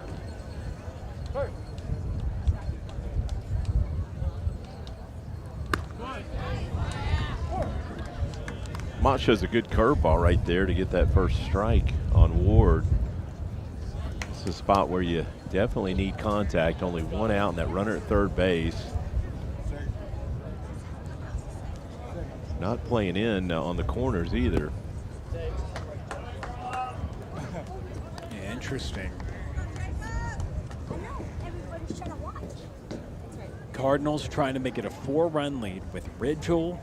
Led off the inning with a single, advanced to second on a bunt, to third on a walk. Ward at the plate.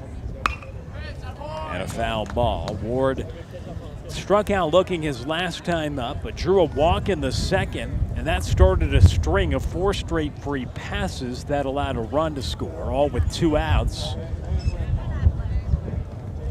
So the Cardinals found a way to get on the board in every inning, but it's just been 1 run in each of the first 4. And they're threatening here in the 5th. So it's been a year of crooked numbers for the Cardinals. A lot of 5+ run innings, but 1 in the first, 1 in the second, 1 in the third, 1 in the fourth. That'll certainly be a good way to produce offense as well. Yeah, they've been persistent and in a great spot here to put up another one. Ward watches. Mott does have a better fastball than Molechek, but so far really he hasn't located that curveball, with the exception of 1 strike he threw led off board with a first pitch curveball for a strike.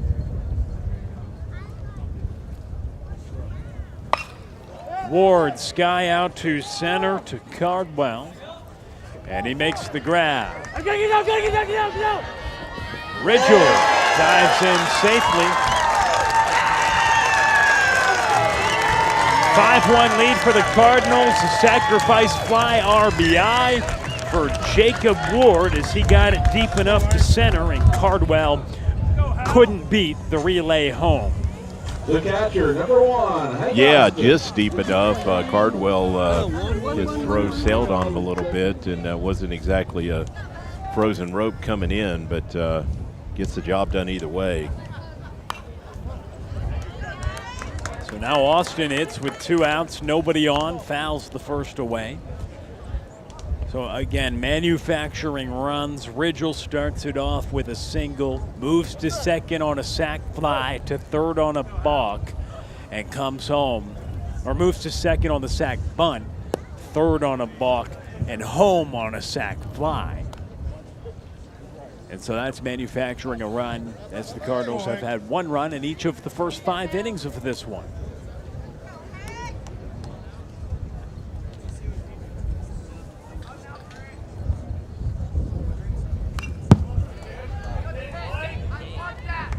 Another good fastball right there that Go, Hank. Hank Austin had a good cut at, fouled it back.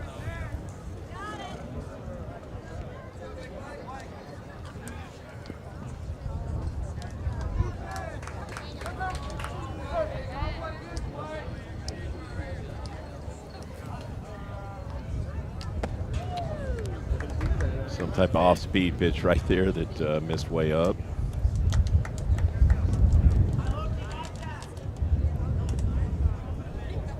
So 2 balls, 2 strikes, 2 outs.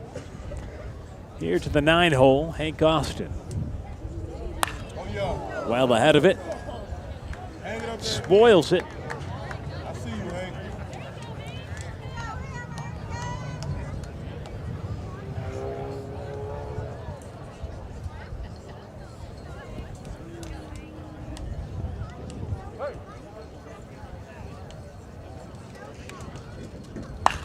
Austin gets a hold of this one, and Hank Austin hits a bomb. A 6-1 lead for the Cardinals. I don't have the stat sheet in front of me, but is that his first one of the year? Great time to break it out. First one of the year for Hank Austin. That's right. Well, I mentioned earlier they had a shot to get one out to left, and that ball was well hit. And you know, it's only 320 in that left center alley. And when he hit about 330.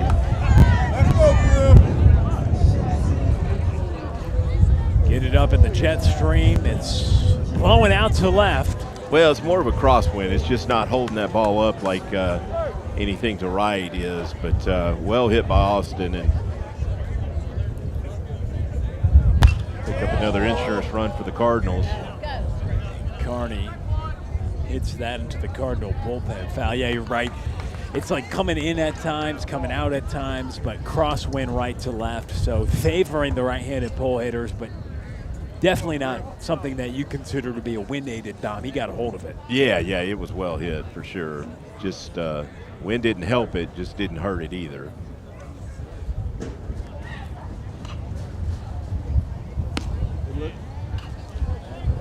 So Hank Austin hits his first home run of the year. Cardinals seeing some power out of the 9 spot in the order. That's the 15th home run the Cardinals have hit as a team this season. 8 have come from Grady Emerson, 3 from Parkerson. 1 from Jackson Purdue, 1 from Jacob Ward, 1 from Castleberry, and 1 now from Hank Austin. So your 7, 8, and 9 hitters all at least have 1 home run on the season. And on the flip side, when I looked at the Knights, they haven't hit a home run all season. So definitely a different number there in the home run column. They have produced a lot of offense, at least numbers-wise. Pitching has been some of their struggles. Run totals, they're averaging, I believe, about 6 runs a game is what it looked like. Let's go, Griff. Go, Griff. Let's go, Griff. So Griffin, Carney, 3 balls, 2 strikes, 2 down.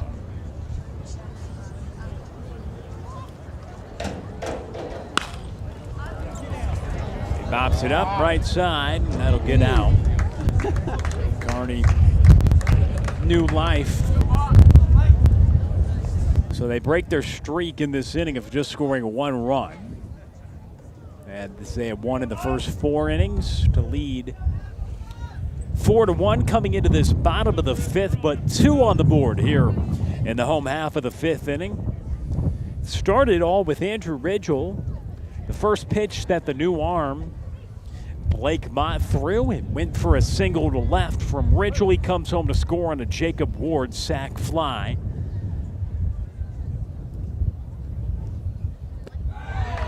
Swing and a miss by Carney. And now to first in time. That'll end the inning. Now before Hank Austin hits his first of the season. We send you with that as we go to break.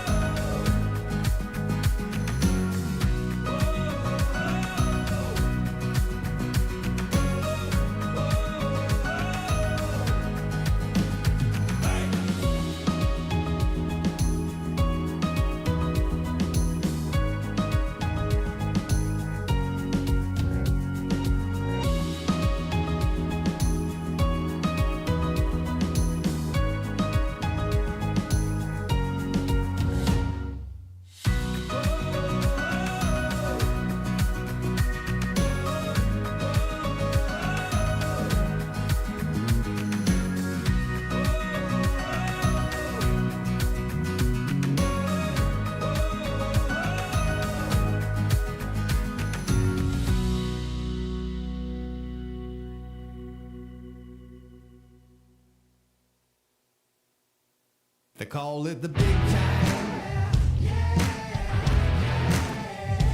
Got your name in lights. Now you're gonna shine. Got 'em in your sights.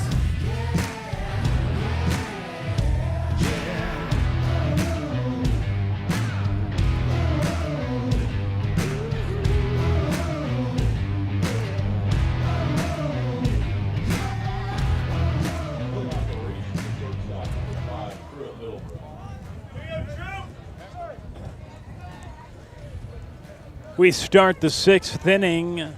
Truett Middlebrook, 3, 4, and 5 due up for the Knights. A 5-run lead for Fort Worth Christian after Hank Austin helps the Cardinals add on. It's his first home run of the year. Greg Smeds, another inning of action. A ball and a strike to count here to Truett Middlebrook, the shortstop who has walked in his first 2 trips to the plate. You know, I mentioned earlier, Smeds really has a pretty modest pitch count considering he's walked 4 guys, but at the same time, he's only allowed 1 hit.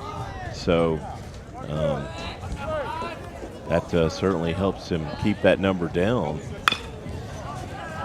There's Grady, and there's 1 out. So Smeds retires, the top hitter for the Knights. Came in hitting well above 560 on the year, and he retired for the first time after walking Truett Middlebrook in his first 2 trips. It's 6-3 ground ball to Grady for out number 1 here in the top of the 6th inning. Screaming foul ball toward the Fort Worth Christian dugout.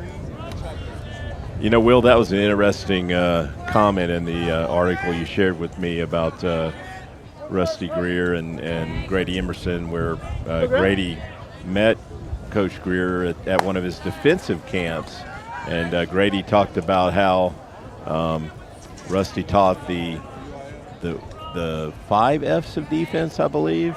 But it's interesting to me that Rusty Greer, who was an outfielder, you know, was teaching an infielder the fundamentals of infield defense.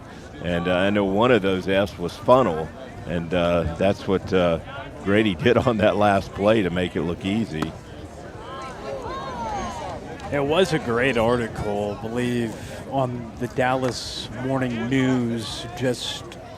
We both were reading that and exchanging thoughts leading up to this game. But I guess to summarize, and you've got to check it out because it had some great details about their relationship, but it talked about Grady and Rusty's overall, to break it down, their relationship. And it was really fascinating to see, and it's been really cool to see that in person all season as well, as I'm sure a lot of the Cardinal fans understand that backstory. But, I mean, certainly a guy who has become a national headliner in terms of prep baseball prospects.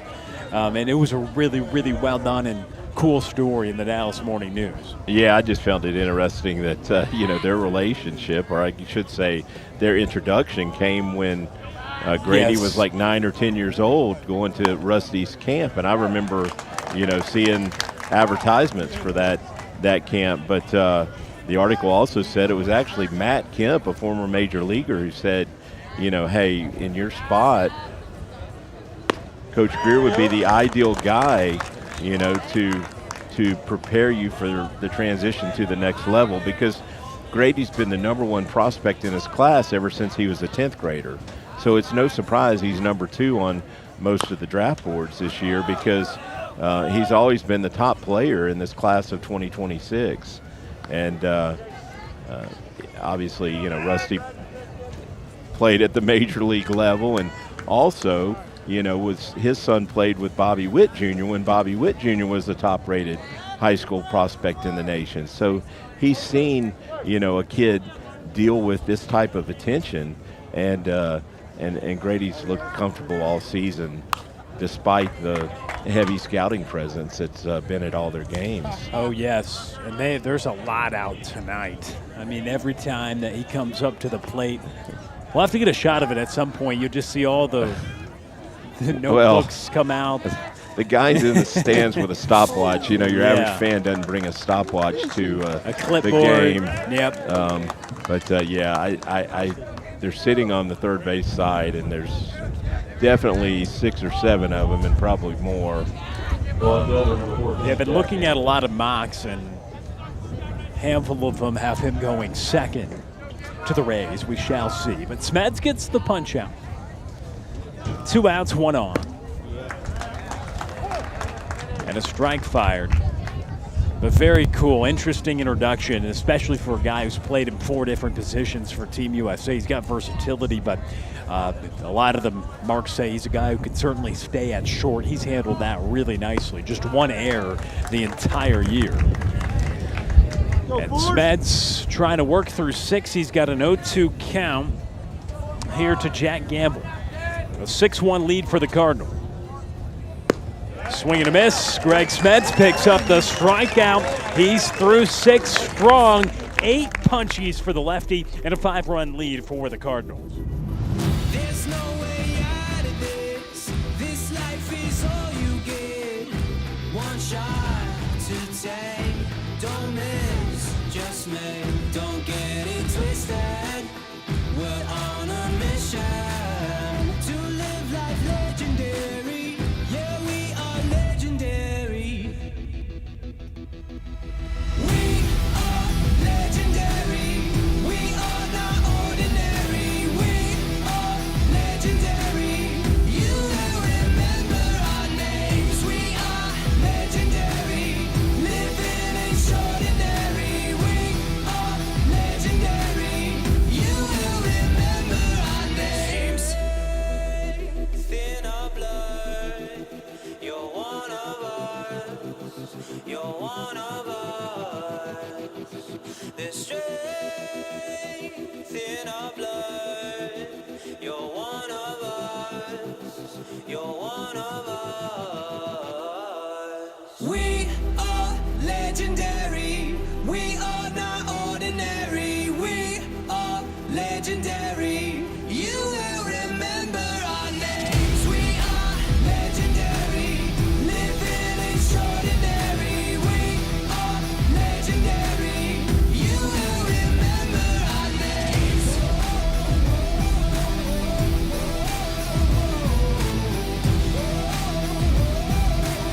You will remember our names.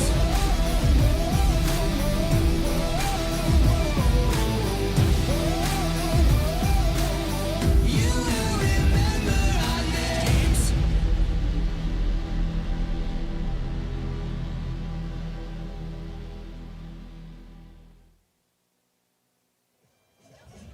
Leading off for the Cardinals, the shortstop, number 2, Grady Emerson.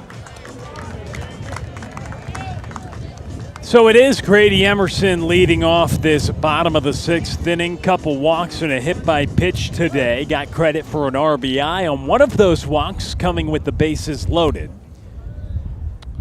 Yeah, he really just hadn't got anything to swing at. And there's one right there. It's well hit. That may be out of the yard too. No, one off the wall.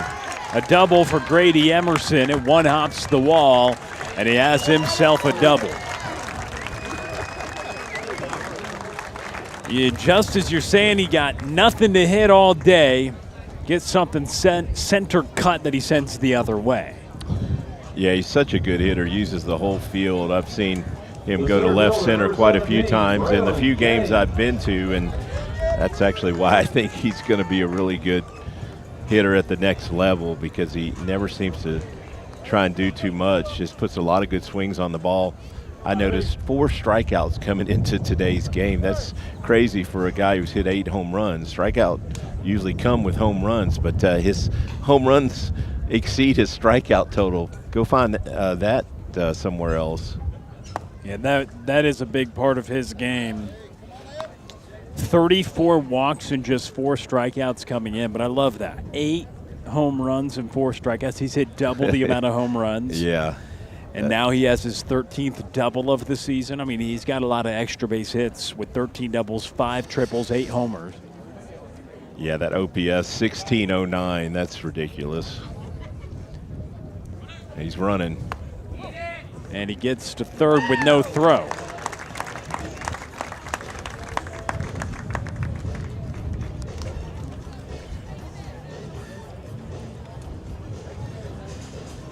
So 32 swiped bags for Grady Emerson, tied now with Kearney.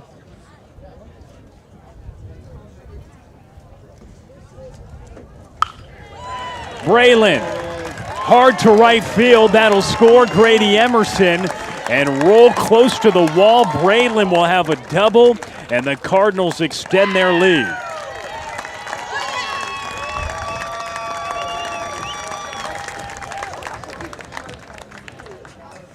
The right fielder, number 11, Jackson Castleberry. You know, I think Coach Schneider might have been on to something when he went with the guy that had the lesser velocity and the big slow curveball, because Mott has a better fastball, and the Cardinals have been all over it, really. They've had a lot of good swings ever since he took the mound in the last inning. So back-to-back doubles to begin this bottom of the sixth inning. The Cardinals scored one in the first, one in the second, one in the third, one in the fourth, two in the fifth, one so far now here in the sixth. Yeah, we're going to have another pitching change. So Hunter Prater, the second baseman, will come in and pitch. He's the fourth most innings on the team coming into this one, 16 2/3. A 2.10 ERA, which is best on the team for anybody that's thrown more than an inning. 15 hits and 5 earned in his 16 2/3 with 16 strikeouts and 10 walks. A 1.74 whip, a 2.10 ERA for Hunter Prater, who comes in from second to go out there. Last time he pitched was on the 7th of April from what we could find. 2 hits and 2 runs, neither earned in that outing. And he comes in with his team down 7-1 here in the bottom of the sixth after back-to-back doubles. The Cardinals 7 runs, 8 hits today. 1 run, just 1 hit for the Knights here in game 1. You know, Will, realistically, this game is probably out of reach, or I will say it is out of reach for the Knights. So this pitching move right here is also saving Mott some pitches in case they need to bring him back in game 2. We know he was one of their most heavily used pitchers, second in innings coming into today. So it's quite likely that they will start Middlebrook on the hill, but again, Mott will probably be the first guy out of the pen in game 2, I'm referring to. We shall see. Just as a reminder, we will have the Game 2 broadcast for you here on Cardinal Baseball Live on Tradio. Start time scheduled for 7 o'clock in this doubleheader. Whoever wins this first game, if they win that next game, they would advance. However, if it's a split, we'd have an if necessary game down in Austin tomorrow to decide who advances to the next round. Jackson Castleberry. He's had a good day, 2 for 3 with a couple of runs driven in.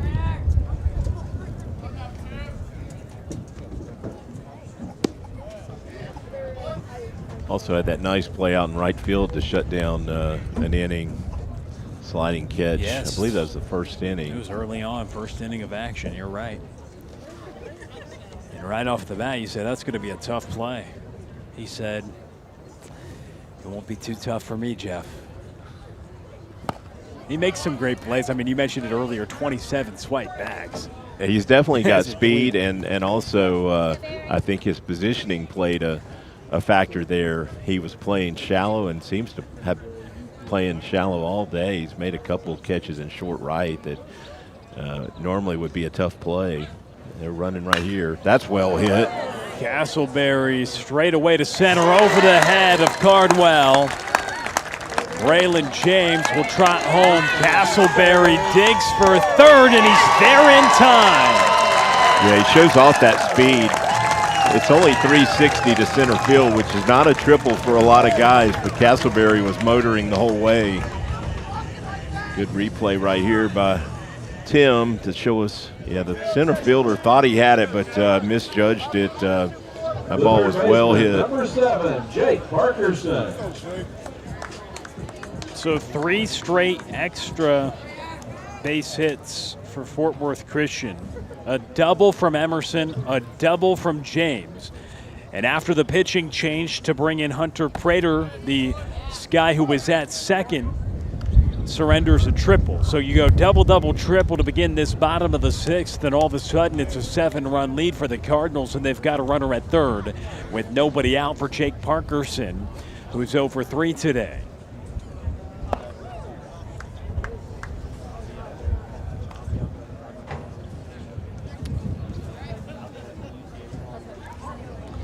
Nine hits for the Cardinals. 4 of them have gone for extra bases, but all 4 have come either in the 5th or the 6th. You had the Austin home run, and then 3 extra base hits to begin this inning. And Jake Parkerson gets under this one and count it for another extra base hit. Jake Parkerson hits his 4th of the year, and the Cardinals have a 10-1 lead. Nobody made the play out there in the left field porch.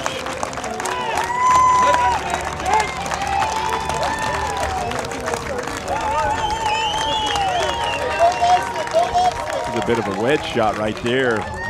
We get a replay. That ball looked like it was down around his calf, and he just golfed it out of here. Here we go. Yeah, it wasn't a bad pitch. Number 9, Andrew Ridgel.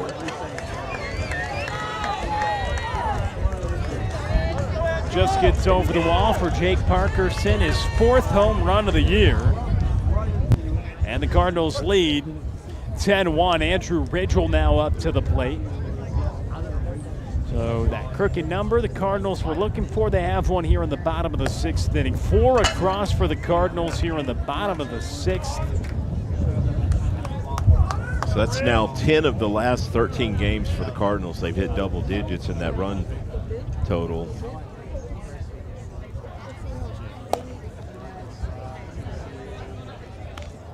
It's going to take really good pitching to keep that lineup down. Parkerson now with 3 home runs in his last 4 games. He's got 4 on the year, but 3 of them coming as of late over the last 4, helping the Cardinals now go up by 9. And a 3-0 count to Ridgel. Took him a minute to find that home run swing, but once he did, wow. He's got pop. He hit 2 last year. So after he hit his 2nd, I said it's got to feel good to match your total. Next game he hits his 3rd. Now he hits his 4th. He's had some monstrous days for the Cardinals down the stretch. That was an interesting way to describe it, but very accurate. Wedge shot, just went down and got it. And golfs it over the wall. Ridgel, a couple of hits for him. He reaches on a walk there.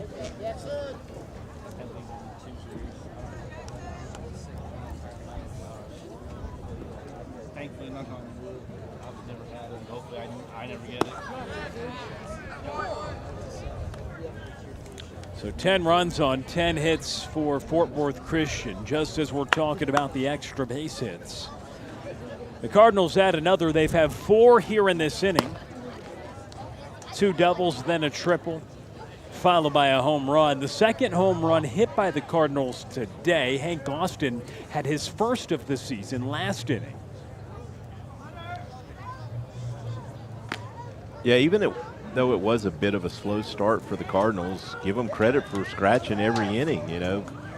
Put up a mark first 4 innings, and then here in the 5th and 6th have started to pound the ball and put up some crooked numbers.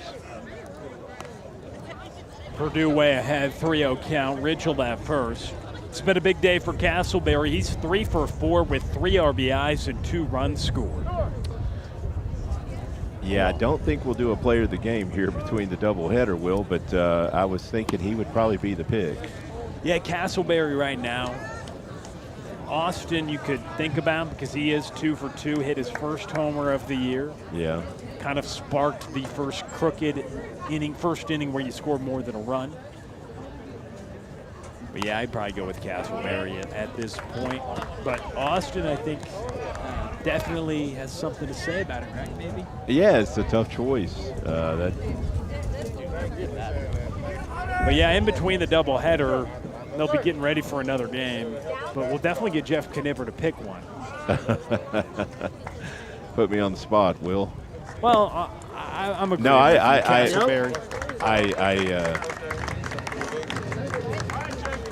I feel like Castleberry's. The designated hitter, number 24. Even though he hasn't left the yard, he's just been productive in every at bat. Yeah, and made great plays. Yeah. Right, made a couple of nice catches. One diving or sliding grab, and yeah, he's 3 for 4. The only guy with 3 hits, and the only guy to score more than a run. Yeah, Castleberry, the leader in the clubhouse.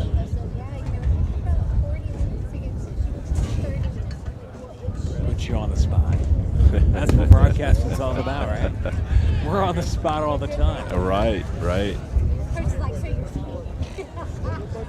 Now, another run, and I think this game's over. That's right. 10-1. And that hits Ward, so the bases are juiced.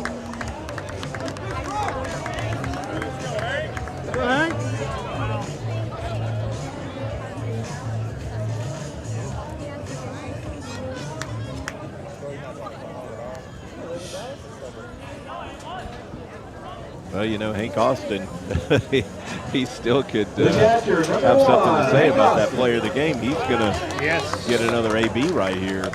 He is 2 for 2 with a run scored, an RBI, and a walk drawn. He's also caught 6 one-hit innings as well from Greg Smets, and he could end it. Winning run at third, and the first one down and out. So inning started with, it went double, triple, home run, and then walk, hit by pitch to load them up. Nobody out still. Got to feel good for Austin to put up a home run today because I looked at his numbers. I'm sure he'd tell you he's not happy with his offensive numbers this year, but boy, game 1 of the playoffs and hit one out. And I agree, and as well for a guy going on to play at the next level, and he really struggled at the beginning of the year. But if you look at just his second half of the season numbers, pretty good stuff from Austin. He started hitting the ball harder, and well, that was a case in point earlier today.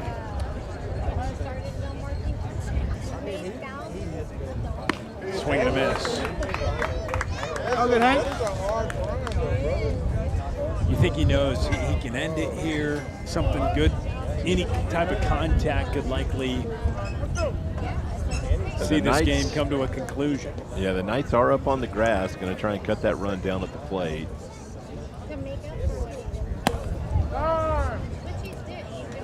Okay, that's going to end it right there. A base on balls to push the 10th run, or I should say the 10-run spread across the plate. So the Cardinals take game 1. It's an 11-1 final.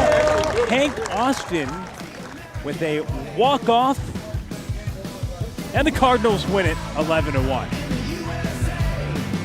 Yes, Meds, not his best outing of the year by any means, but you know, hangs in there and only gives up 1 hit through 6 innings. We didn't mention him in the player game discussion, just because he put some guys on base, the 4 walks. I don't think Coach Greer would want us awarding him player of the game given the base on balls, but not a bad outing. You know, he battled through the control issues and held the Knights to 1 hit, and you know, the offense just kept pounding and kept putting pressure on the Knights, and now they can end this series here in game 2. They can indeed. It'll be another lefty starting for the Cardinals. Cale Berteris will toe the rubber for Fort Worth Christian in game 2. But Greg Smets, the winning pitcher, 6 innings of 1 hit ball. He does allow 1 run in the first, but zeros after that. It was an unearned run at that. And he also had 8 strikeouts, did work around 5 walks, but the Cardinals pick up the victory. Overall, it's their 30th of the year. But Greg Smed's moving to 9-0 on the mound here this season through 12 starts. You give some help from his defense, Jake Parkerson with that great double play ball. And then came the offense. They really got going in the 5th and 6th innings of this one. Hunter Hampton digging for home after Austin got aboard, drawing a walk. And then it was all about Andrew Mitchell getting things going. Greeting the new arm in the 5th inning with a base knock. The Cardinals able to score 2 in that frame because Jacob Ward had that fly ball to center, a sac fly later on in the inning to score home. Andrew Ridgel, that was a manufactured run. It was a sac bunt, off, and then sac fly. And then Austin said, I'll leave the yard for the first time this season. Gets it over that left center field wall. And the Cardinals then just exploded with a 5 spot in the home half of the 6th inning to conclude this ball game. An 11-1 final in game 1 of this doubleheader to open up the Tapps playoffs. And we get some highlights from this bottom of the 6th inning as well. Grady Emerson started it off with a double. He went to the opposite field, didn't get out today. Walk, hit by pitch, double, and that really started the string of 4 straight extra base hits to open up the inning. Braylon James went for a double as well, and the Cardinals just kept on rolling. So then Jackson Castleberry hit one to center, and he didn't stop running. Jeff went all the way to third here.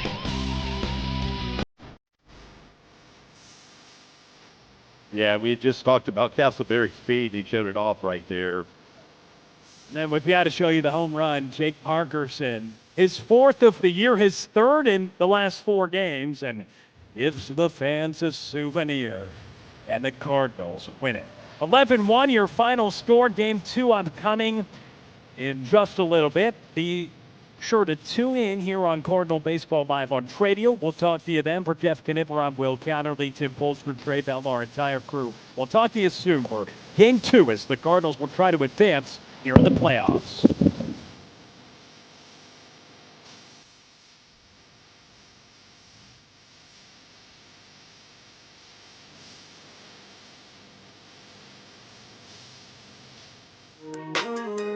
We only play to win. That's on everything. We climbing to the top. Turn it up a notch. This is our house. Hey, get that W. What? Get that W.